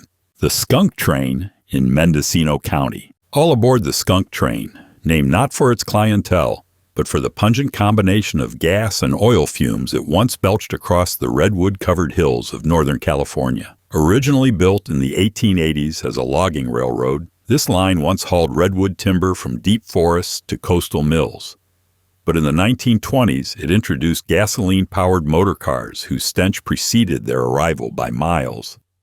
Locals joked that you could smell it before you see it, and thus the Skunk Train got its name. Today, it runs purely for tourism, and thankfully the stink is gone, replaced with vintage charm, clacking wheels, and panoramic views of towering redwoods and scenic river gorges. Departing from Fort Bragg or Willits, the Skunk Train is a ride through living history, with conductors in classic uniforms, narrative guides, and the occasional banjo-playing enthusiast adding color to the experience. Whether you're a train buff, a tree hugger, or just someone who likes snacks with a view, the Skunk Train is pure old-school magic.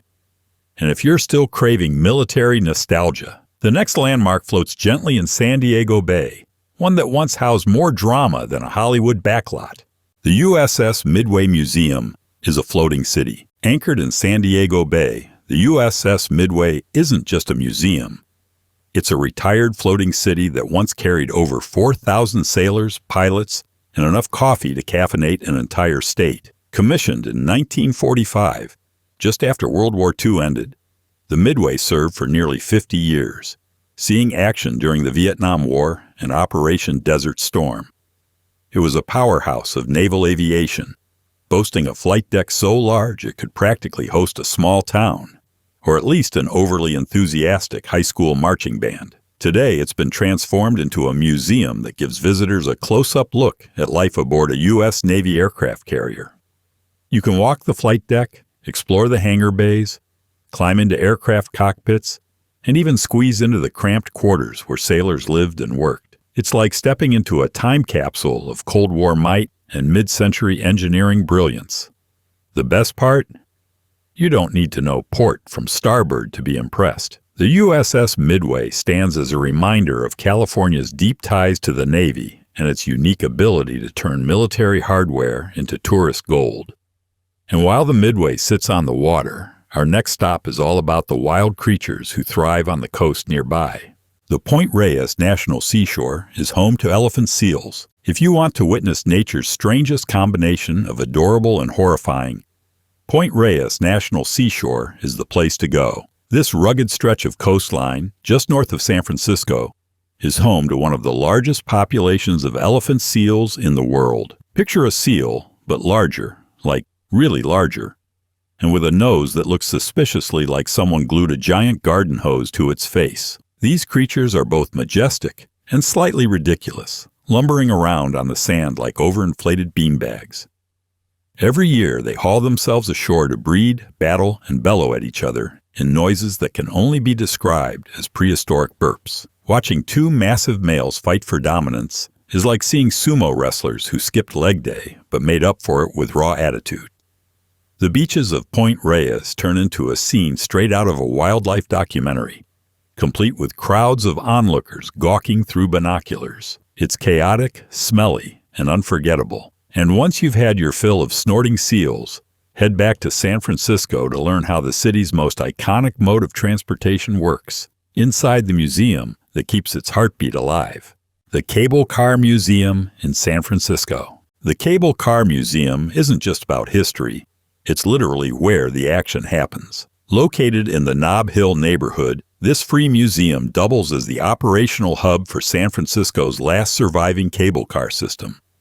Inside, you can see the massive wheels and cables that continuously run under the city streets, pulling those iconic wooden cars up and down the city's infamous hills. It's part history lesson, part mechanical theater, with the constant hum and clatter of cables creating a soundtrack that feels distinctly San Francisco. Visitors can explore vintage cable cars, learn how this 19th century innovation revolutionized public transportation, and marvel at the fact that the entire system still runs the same way it did in the 1870s. It's not just a museum, it's a working machine keeping a beloved piece of California history alive. And if you think watching gears spin is impressive, just wait until you see what happens when you climb a desert tower designed to give you a 360-degree view of the world's most otherworldly landscape. The Desert View Watchtower in Joshua Tree National Park. Wait, you thought California's only towers were in San Francisco and LA? Think again. Deep in the heart of Joshua Tree National Park rises the Desert View Watchtower, an architectural oddity that looks like it should be guarding the entrance to an ancient desert kingdom. Designed by architect Mary Coulter in the 1930s, the watchtower was inspired by Native American structures, with rugged stonework and tiny eye-like windows dotting its cylindrical frame. Though it may look like a medieval outpost or the final level in a video game, the tower's real purpose is far more peaceful, giving visitors a jaw-dropping panoramic view of the desert, the Colorado River, and the Grand Canyon's eastern rim on a clear day. The interior is painted with vibrant murals honoring Hopi culture, and climbing the winding staircase feels like ascending into both history and heat stroke. The watchtower is a surreal monument in an already surreal landscape, where Joshua trees twist like hallucinations and boulders stack themselves with suspicious precision. It's a reminder that even in the emptiest stretches of California, someone was always dreaming skyward. And once you've taken in the view, it's time to head west to a very different kind of landmark, one powered not by imagination, but by the sun. The Santa Monica Pier has a solar-powered Ferris wheel. On the glittering edge of Los Angeles, where Route 66 meets the Pacific, the Santa Monica Pier offers up a funhouse of nostalgia, arcade games, funnel cake, and a Ferris wheel that not only lights up the night, but runs entirely on sunshine. That's right. The Pacific Wheel, perched proudly above the pier, is the world's first and only solar-powered Ferris wheel. This 130-foot-tall marvel gives you panoramic views of the ocean, the city, and your friend pretending they're not terrified of heights. It's a zero-emissions thrill ride that spins to the rhythm of beach vibes and renewable energy, turning the classic boardwalk cliché into a 21st century eco-statement.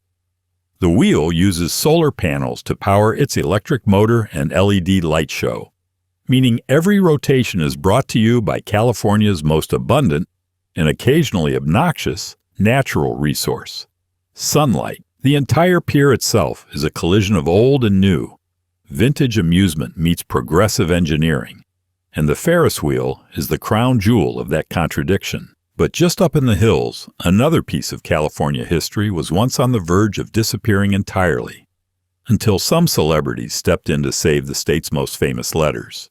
The Hollywood sign was almost demolished. Today, the Hollywood sign is a beacon of dreams, fame, and Instagram poses. But by the 1970s, the once glamorous landmark looked more like a broken-down roadside attraction. Letters were sagging. Panels were missing. At one point, it read Hully Woe Dee, like a ransom note from a disillusioned typewriter. Originally erected in 1923 as Hollywoodland to promote a real estate development, the sign wasn't meant to last more than 18 months. But it stuck around like a party guest who didn't know when to leave, and eventually became the international symbol of showbiz. Still, time and weather weren't kind. By the 70s, it was such a wreck that the city considered tearing it down for good. Enter the Hollywood elite. Rock star Alice Cooper bought the Playboy founder Hugh Hefner, hosted a fundraiser at the Playboy Mansion. Each letter was sponsored and rebuilt by celebrities and moguls with a flair for the dramatic. In 1978, the sign was fully restored with steel-backed letters and a whole lot of pride. The dream, quite literally, was saved. And while those 9 letters still shine bright, the film industry's very first steps were taken decades earlier in a scrappy short that changed everything. The first motion picture ever shot in Hollywood. Before Hollywood was synonymous with glamour, billion-dollar budgets, and actors pretending to be superheroes, it was just a dusty suburb of Los Angeles with orange groves, chickens, and not a single movie studio in sight. That changed in 1910 when a crew from the Biograph Company, led by director D.W. Griffith, arrived and filmed a 17-minute short called In Old California. This humble melodrama about Spanish California was the first motion picture ever fully shot in Hollywood.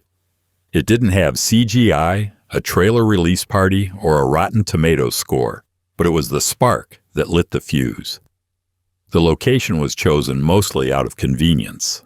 The weather was great, the scenery was diverse, and the East Coast studios wanted to escape patent lawsuits from Thomas Edison's film monopoly. Hollywood, at the time, had no idea it was about to become the epicenter of a global industry. The film's production was basic, the cast unknown, and yet it changed the entire trajectory of the neighborhood. A tiny reel of celluloid planted the seed for an empire, and just a few hours north, California was busy laying tracks for an entirely different kind of empire, one made of steam, steel, and spectacle.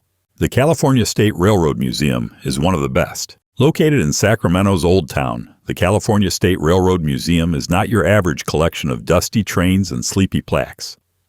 This place is a cathedral to locomotion, an epic shrine to the iron horses that built the Golden State and connected sea to shining Sierra. Spanning over 225,000 square feet, the museum is packed with meticulously restored locomotives, vintage rail cars, and interactive exhibits that let visitors experience the golden age of train travel. Want to walk through a 1920s dining car? Done. Curious about the Transcontinental Railroad and how it changed the nation's destiny? They've got dioramas, artifacts, and enough rail history to impress even the most cynical teenager. One of the stars is the cab-forward locomotive, a behemoth designed specifically to plow through the smoky tunnels of the Sierra Nevada. You don't just learn history here. You feel it in your bones as the floor subtly vibrates beneath the weight of transportation's past. It's a reminder that before cars, planes, and Google Maps, the railroad was the artery of the American dream. And speaking of dreams with cannons, rivalries, and a whole lot of Nevada bravado, our next stop is the loudest tradition in college football's West of Weird playbook. The Fremont Cannon is a football tradition. In the annals of college football rivalries, few prizes are quite as heavy, physically and symbolically, as the Fremont Cannon. Forget trophies or plaques. This bad boy is a full-size replica of the howitzer used by explorer John C. Fremont during his 1840s expeditions in the American West. painted in the winning school's colors and wheeled onto the field like a siege weapon at a pep rally. The Fremont Cannon is fought over every year by the University of Nevada, Reno, and the University of Nevada, Las Vegas. It's the largest and most expensive rivalry trophy in college football, and it's treated with more reverence than some national monuments. When one team wins, they don't just get bragging rights. They get to paint the cannon in their school colors and parade it around like a war banner. Emotions run high. Paint is slathered. Taunts are traded. And everyone pretends that transporting a 1-ton artillery piece is a totally normal part of football. In a state known for gambling, it's fitting that victory in this tradition is loud, dramatic, and just a bit absurd. From explosive celebrations to ancient giants, our next stop is a tree you can actually drive your car through. Just try not to honk. The Chandelier Tree in Drive-Thru Tree Park. California has never shied away from mixing nature with novelty, and nothing says Golden State roadside attraction quite like the Chandelier Tree, a 276-foot-tall redwood in Leggett with a tunnel carved straight through its massive trunk. Welcome to Drive-Thru Tree Park, where your family sedan can literally cruise through a living piece of prehistoric botany. The tunnel was carved in the 1930s, back when roadside tourism was booming, and nothing said modern marvel, like turning an ancient tree into an oversized carport. Somehow the Chandelier Tree has survived the indignity of being driven through for nearly a century, still standing tall while posing for thousands of awkward family vacation photos. Its name comes from the tree's chandelier-like branches that extend outward like an organic chandelier from Mother Nature herself, one that you can drive under with your headlights on. Sure, it might make environmentalists wince, but it's also a living symbol of California's love for spectacle, innovation, and a dash of absurdity. And if you think a tunnel through a tree is surprising, just wait until you realize that California's most famous park is actually bigger than New York's most famous rectangle of green. The Golden Gate Park is larger than Central Park. Everyone knows Central Park. It's been featured in every New York-based rom-com since the invention of awkward first dates.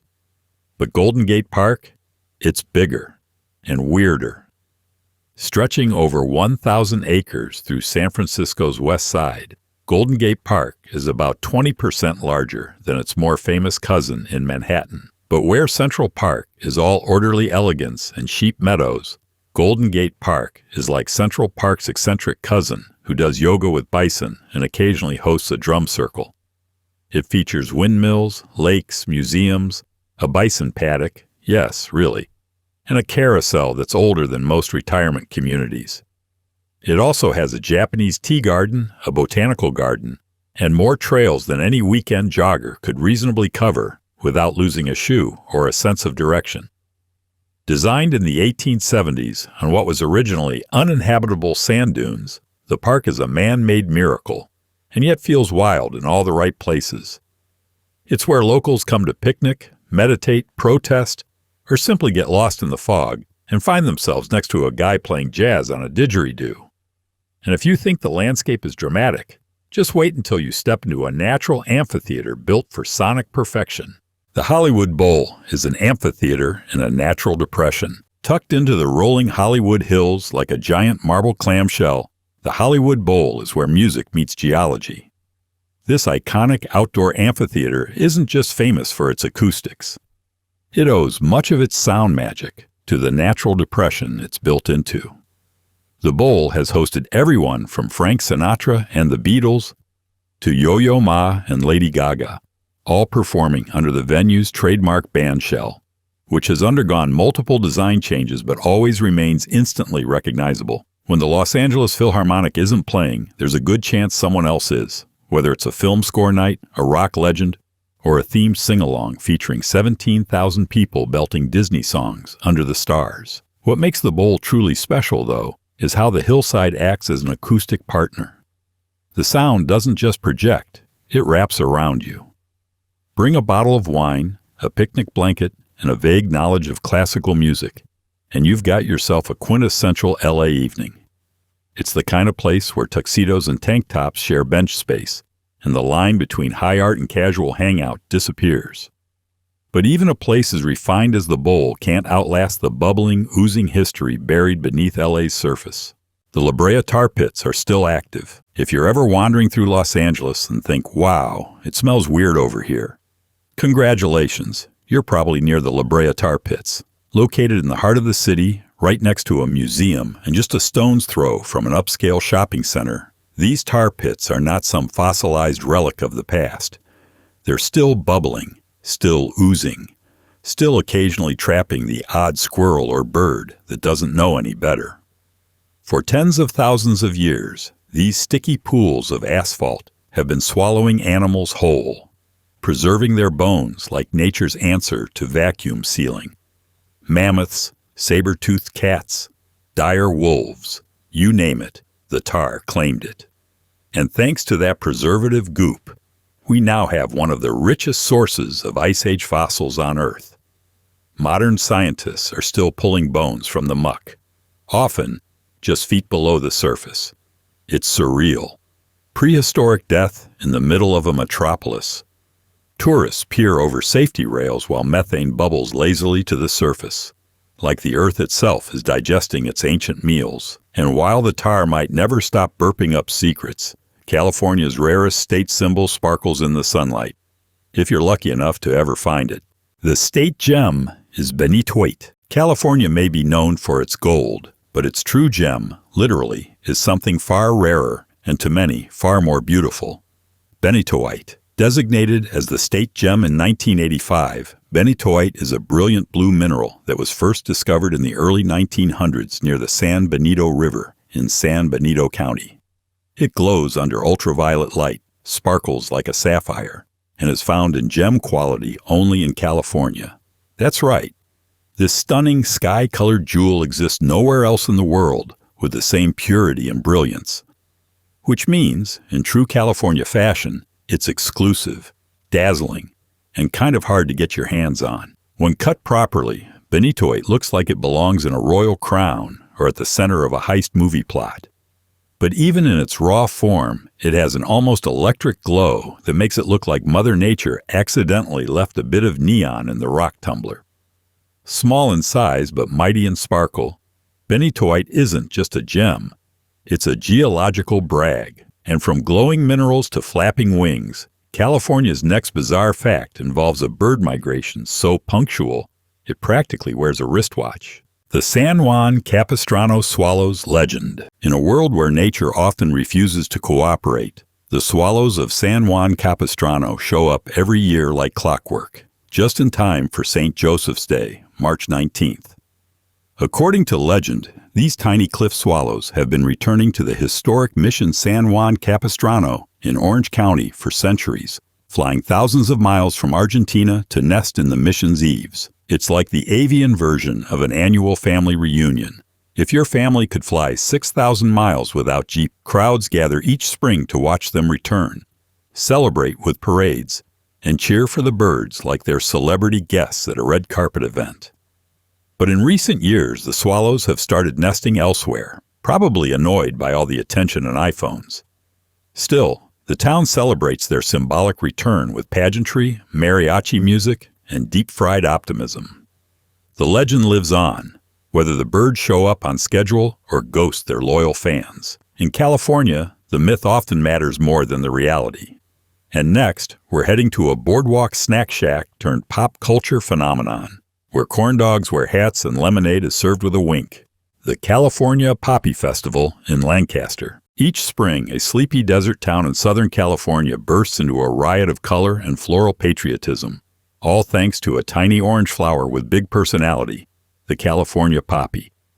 Lancaster, sitting at the edge of the Antelope Valley, plays host to the California Poppy Festival, a celebration so bright you'd swear the sun dipped down and painted the fields itself. While the nearby Antelope Valley, California Poppy Reserve blooms with natural beauty, the festival adds food trucks, marching bands, carnival rides, and crafts shaped like flowers. It's like Coachella for flower lovers, minus the $500 ticket and ironic glitter mustaches. People come from all over the state to bask in golden hillsides and post selfies next to fields of poppies, usually while ignoring signs telling them not to trample the blooms. The event is peak California. A little bit nature, a little bit spectacle, and fully committed to sunshine vibes. There's even a poppy princess crowned each year, proving once again that California can turn even a flower into royalty. But if you think the poppy is sweet, just wait until you take a bite out of a hot dog on a stick that launched a national obsession. The original hot dog on a stick was a Santa Monica tradition, long before it became a mall food court staple with striped uniforms and lemon-squeezing theatrics. Hot dog on a stick had its humble beginnings right by the beach. In 1946, the original stand opened in Santa Monica, serving corn dogs to sunburned locals and tourists looking for something both portable and deep-fried. The concept was simple and genius. Skewer a hot dog, dunk it in cornmeal batter, fry it until golden, and hand it to someone wearing a uniform that looked like a human traffic cone. Add a cup of frothy hand-stirred lemonade, and you've got the ultimate California beach snack, equal parts salty, sweet, and nostalgic. What started as a shack by the sand grew into a national phenomenon, known as much for its aesthetic as for its food. The bright red, yellow, and blue uniforms became iconic, and so did the open-air lemonade churning, which felt more like performance art than beverage prep. In a state that reinvents everything, hot dog on a stick stayed proudly simple and joyfully ridiculous. And speaking of things you're not supposed to enjoy, but somehow still do, our next stop features a museum that's 1 part horror, 2 parts curiosity, and all very, very real. The Museum of Death in Hollywood. Only in Hollywood could you turn murder, embalming, and autopsy tools into a top-tier tourist attraction and still sell t-shirts on the way out. The Museum of Death is one of the city's most unsettling, fascinating, and darkly educational spots. Located on Hollywood Boulevard, it's the place you go when Ripley's Believe It or Not just feels too tame. Inside, you'll find a macabre collection of serial killer letters, vintage mortuary equipment, crime scene photos, execution devices, taxidermy, and funeral memorabilia. Yes, it's graphic. Yes, it's disturbing. And yes, people absolutely love it. The museum doesn't shy away from anything. It's not sanitized, it's not PG, and it's certainly not for the faint of heart. But it is strangely compelling. A deep, unflinching look into humanity's relationship with death.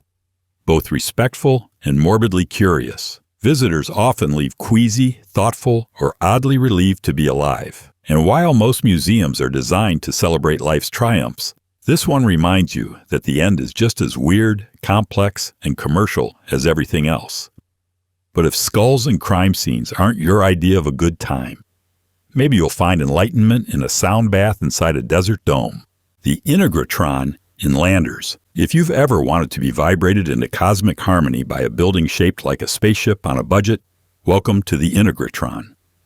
Tucked away in the Mojave Desert near Landers, California, this acoustically perfect dome claims to do everything short of curing death itself.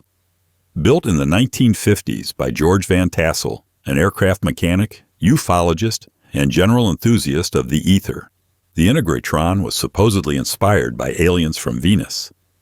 Van Tassel believed the dome could rejuvenate cells, facilitate time travel, and maybe even extend your lifespan, assuming you stood in the right spot and believed hard enough. Today, it's known less for interstellar communication and more for its bizarrely soothing sound baths, where people lie on mats while crystal bowls are played to make the entire room hum with good vibrations, literally. The acoustics are so intense you can hear a whisper from across the room with the clarity of a podcast in Dolby Surround.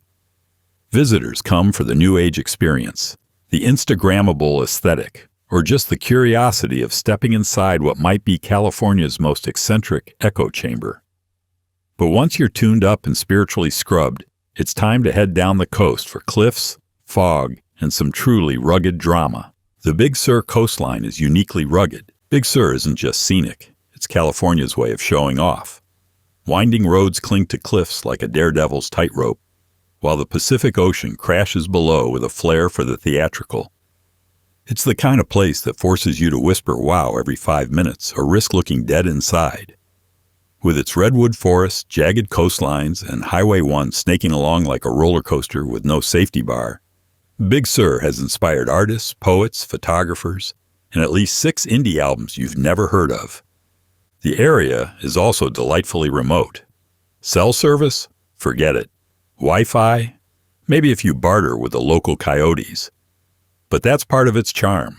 This is where Californians go to disappear into nature and pretend they're not checking Zillow for cabin prices afterward.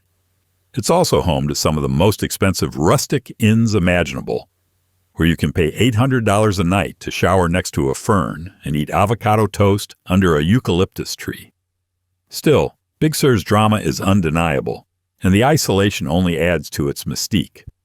But if you think that's remote, wait until you hear about the Hollywood stars frozen in time, just a sidewalk away. The Hollywood Walk of Fame stars are maintained by the Chamber of Commerce. You might think the stars on the Hollywood Walk of Fame are simply placed there by magical red carpet fairies, or at the very least, the Academy. But no, it's the Hollywood Chamber of Commerce that decides who gets immortalized in terrazzo and brass. And here's the kicker. Celebs don't just earn a star, they pay for it. As of recent years, the fee hovers around $50,000, which goes toward installation, maintenance, and maybe a broom or two to sweep away spilled margaritas from nearby tourists. With over 2,700 stars lining the Hollywood sidewalks, the Walk of Fame is less a curated honor roll and more a sparkly Hollywood real estate jungle. Some stars are mobbed daily, think Marilyn Monroe or Michael Jackson, while others sit neglected in front of vape shops and questionable souvenir stands.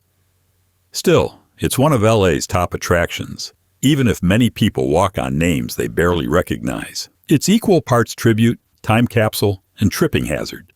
But just when you think you've seen peak California kitsch, you find yourself in a sea of fried food, carnival screams, and goats in sun hats.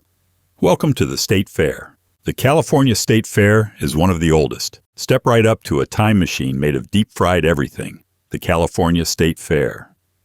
While most people know the fair for its oversized turkey legs and livestock contests judged with alarming seriousness, few realize it's been going since 1854.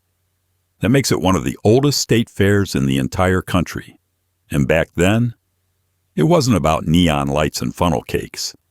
The earliest versions were more like agricultural show and tells, where proud farmers showcased shockingly large vegetables and oxen were the equivalent of rock stars. Today, the fair is a kaleidoscope of Californian contradictions. You'll find cows next to robot battles, rodeos beside 3D gaming booths, and vendors selling both hemp gummies and kettle corn within shouting distance of each other.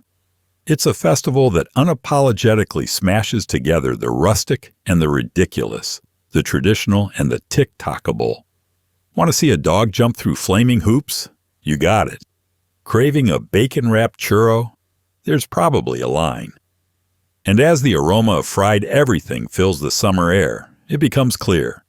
California may be high-tech and trend-setting, but when it comes to its state fair, it's got an old soul dressed in a glittery crop top.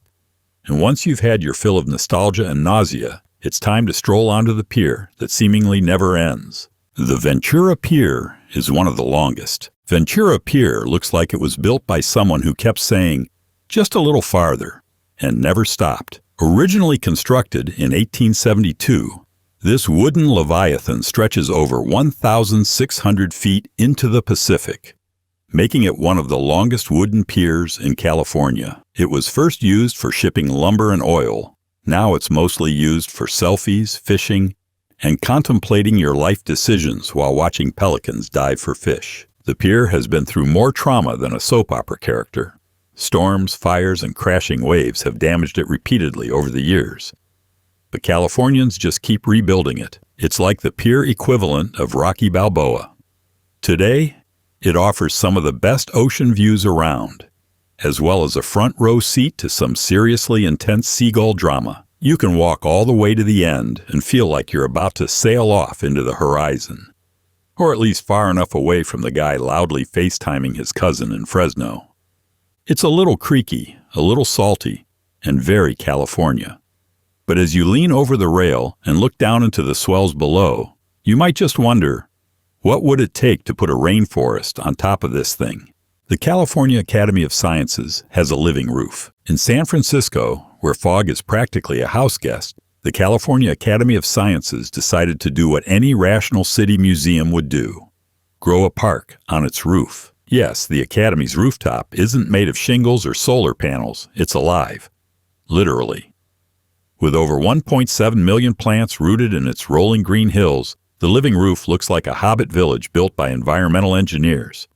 It's like someone saw a regular rooftop and thought, what if we made this eco-chic and gave it seasonal allergies? The roof isn't just for show either. It helps insulate the building, reduces rainwater runoff, and provides a habitat for birds, butterflies, and probably at least one confused squirrel.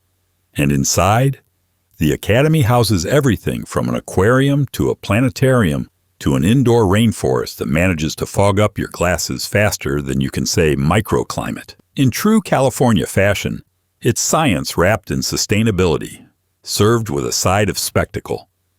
But just when you thought California couldn't get more avant-garde, along comes a man who built sky-piercing towers in his backyard using broken plates and sheer willpower. Get ready to meet the DIY Da Vinci of Los Angeles. The Watts Towers were built without formal training. In the heart of Los Angeles' Watts neighborhood stands a marvel of creative defiance, the Watts Towers. Built by one man, Simon Rodia, an Italian immigrant who, and this is crucial, had zero formal training in architecture or engineering. This 99-foot-tall spire and its 17 interconnected companions weren't commissioned, permitted, or even particularly welcomed by neighbors at first. Rodia just started building in 1921. With rebar, wire mesh, concrete, and a collection of discarded soda bottles, broken dishes, seashells, and whatever else he could get his hands on, he created a monument to stubborn, unlicensed genius. For 33 years, this self-taught sculptor climbed scaffolding barefoot, no hard hat, no blueprints, and somehow defied physics long enough to erect what now looks like a cross between a cathedral and a junkyard's fever dream. City inspectors didn't believe it was stable, so they tried to tear it down. But when engineers tested it, they found it wouldn't budge. The towers stayed. Simon didn't. One day, he simply walked away and never came back. It's a beautiful symbol of what happens when someone says, I don't need credentials, I've got concrete and a mission. And speaking of tragic missions, brace yourself, because California's golden icon once doubled as a dark diving board for despair. The Golden Gate Bridge has jumper deterrents. The Golden Gate Bridge might be California's most beloved postcard subject, but beneath its majestic red arches lies a somber legacy. Since it opened in 1937, it has been one of the most infamous suicide hotspots in the world. Its breathtaking height and remote walkways have drawn thousands seeking a final act framed by beauty. So as you snap a selfie with the towers rising behind you, know this. The city has been waging a quiet war against despair right on that windswept span. The bridge now features crisis counseling phones, patrol officers trained to intervene, and finally, after decades of public pressure, a suicide deterrent net. Yes, an actual net installed beneath the bridge to catch jumpers before the ocean does. It's a grim necessity for a structure that has inspired artists, poets, engineers, and far too many final notes. Even the nickname International Orange can't hide the tragedy woven into its steel cables. But that's California for you, shiny on the surface, complicated underneath. And just when you think you've unraveled its contradictions, it throws you a curveball like, hey, you know that ship bombed at Pearl Harbor? Guess where it was born? The USS Arizona Memorial Belle is in Honolulu, but the ship was built in Mare Island, California. Pearl Harbor, December 7, 1941. The date that lives in infamy. The USS Arizona exploded and sank, taking over 1,100 lives with her. Today, tourists in Honolulu flock to the solemn memorial, floating silently over the wreckage. But here's a lesser-known twist in the tale. That massive battleship was built not in Hawaii, not in some East Coast shipyard, but in Mare Island, California. Yep, Vallejo. The place best known today for being on the way to Napa. Launched in 1915, the USS Arizona was California craftsmanship through and through, constructed at a naval shipyard that also built submarines, destroyers, and more warships than you'd expect from a town with 3 Starbucks and a Walgreens. California may be all about film sets and startups now, but back then, it was a hub for heavy-duty steel and battleship brawn.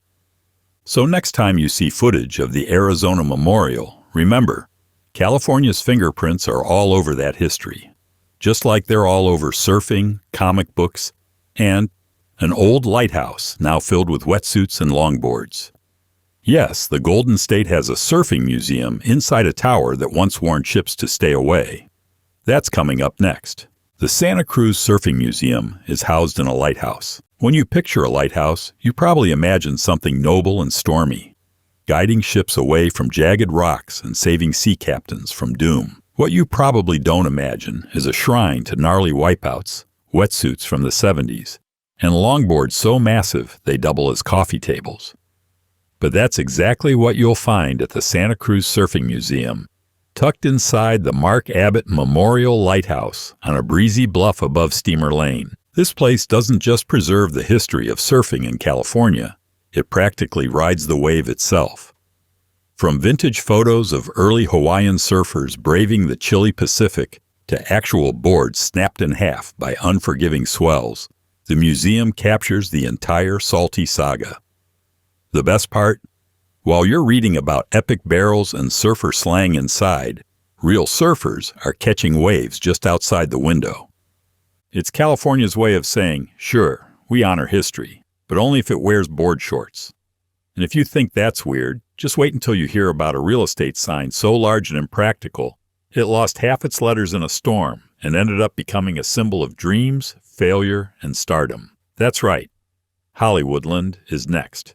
The Hollywoodland sign was partially destroyed by a storm. Before it became the most iconic typo in showbiz history, the Hollywood sign actually read Hollywoodland, a catchy name for a 1920s real estate development no one remembers anymore. Erected in 1923, the 50-foot-high letters weren't meant to last more than a year and a half. But like many stars who show up in Hollywood hoping for a short stay, it stuck around much longer, albeit with some weather-related surgery. By the 1940s, the land portion of the sign had been partially destroyed by storms and neglect, leaving behind the now familiar Hollywood. The real estate scheme faded, but the broken sign lived on, unintentionally transformed into a symbol of cinematic dreams and overblown ambition. In classic California fashion, something designed to sell lots turned into a pop culture monument by accident, and a bit of poor maintenance. So next time you see that sign gleaming on the hillside, remember it's really just a crumbling billboard that got lucky. But don't get too sentimental yet. California still has more icons to ruin, like the fearsome grizzly bear, which once roamed the state with unstoppable force, until humans did what humans do best. The California grizzly bear was officially declared extinct in California in 1924. California loved the grizzly bear so much it slapped the beast onto its state flag. Majestic, powerful, and terrifying. This bear once roamed the valleys, forests, and coastlines like it owned the place, which, to be fair, it kind of did. But while we made the grizzly a symbol of rugged independence, we also made it extinct. That's right. The bear on the flag is as real as your chances of affording a beach house in Malibu. The California grizzly bear was last spotted in the wild in 1922. By 1924, it was declared officially extinct in the state. That means the bear on the flag isn't just symbolic. It's a ghost, a tribute to something we loved enough to exterminate. A walking contradiction, just like the Golden State itself. Oh, and the bear's name? Monarch. Captured, caged, and later taxidermied for display. The only thing more Californian than that would be charging people to look at him behind velvet ropes. The Getty Villa is modeled after an ancient Roman country house. Only in California could a billionaire say, let's build a Roman palace on the beach, and actually do it. With marble columns, mosaic floors, and olive trees that probably file tax returns. The Getty Villa in Pacific Palisades is not just a museum.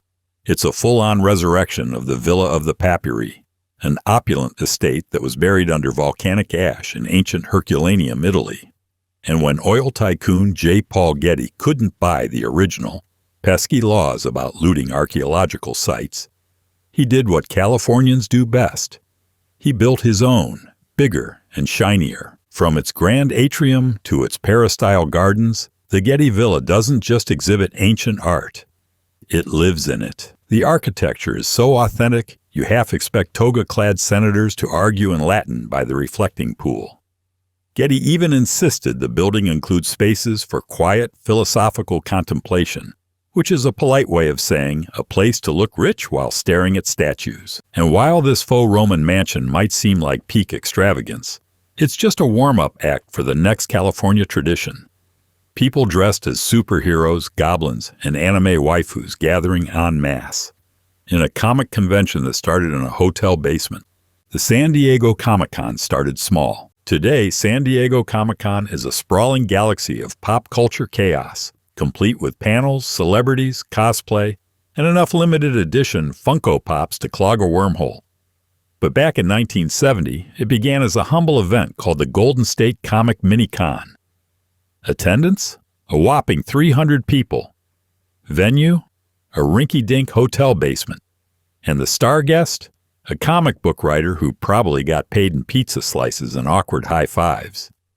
It was more garage sale than global spectacle. Just a bunch of nerds trading comics, debating whether Batman could beat Wolverine, and probably annoying the hotel staff by dressing up as Klingons in the lobby. But somehow, this tiny gathering snowballed into the largest pop culture event in the Western Hemisphere. Today, the entire city of San Diego braces itself each year as tens of thousands of attendees descend like a swarm of caffeine-fueled stormtroopers. And because this is California, where no marketing opportunity goes unexploited, even dried fruit got its 15 minutes of fame. Let's shuffle our way to one of the most bizarre ad campaigns the Golden State ever produced. The soulful, sassy, stop-motion madness of the California Raisins. The California Raisins were a marketing phenomenon. Imagine raisins. Now imagine raisins with sunglasses. Now imagine those raisins singing Motown hits while doing the moonwalk. Welcome to the California Raisins, proof that the 1980s were not only weird, but unapologetically committed to making you care about shriveled grapes. Originally created to boost sales for California's raisin industry, the California Raisins debuted in 1986 with a TV commercial featuring them belting out, "I heard it through the grapevine." Viewers went bananas, or grapes. The commercial turned into a sensation. Suddenly, these claymation crooners were everywhere. Albums, lunchboxes, Halloween costumes, and even a Saturday morning cartoon series. That's right, an entire show about the soulful struggles of anthropomorphic raisins. Their success was brief but explosive. They went from humble snack food mascots to full-blown pop culture icons, until someone at the raisin board did the math and realized they were spending more on dancing raisins than they were making from actual raisin sales. Oops. Still, the California Raisins remain a nostalgic fever dream for anyone who lived through the era. And they prove an eternal Californian truth. If you put enough sunglasses and swagger on it, even a dried fruit can headline a sold-out show.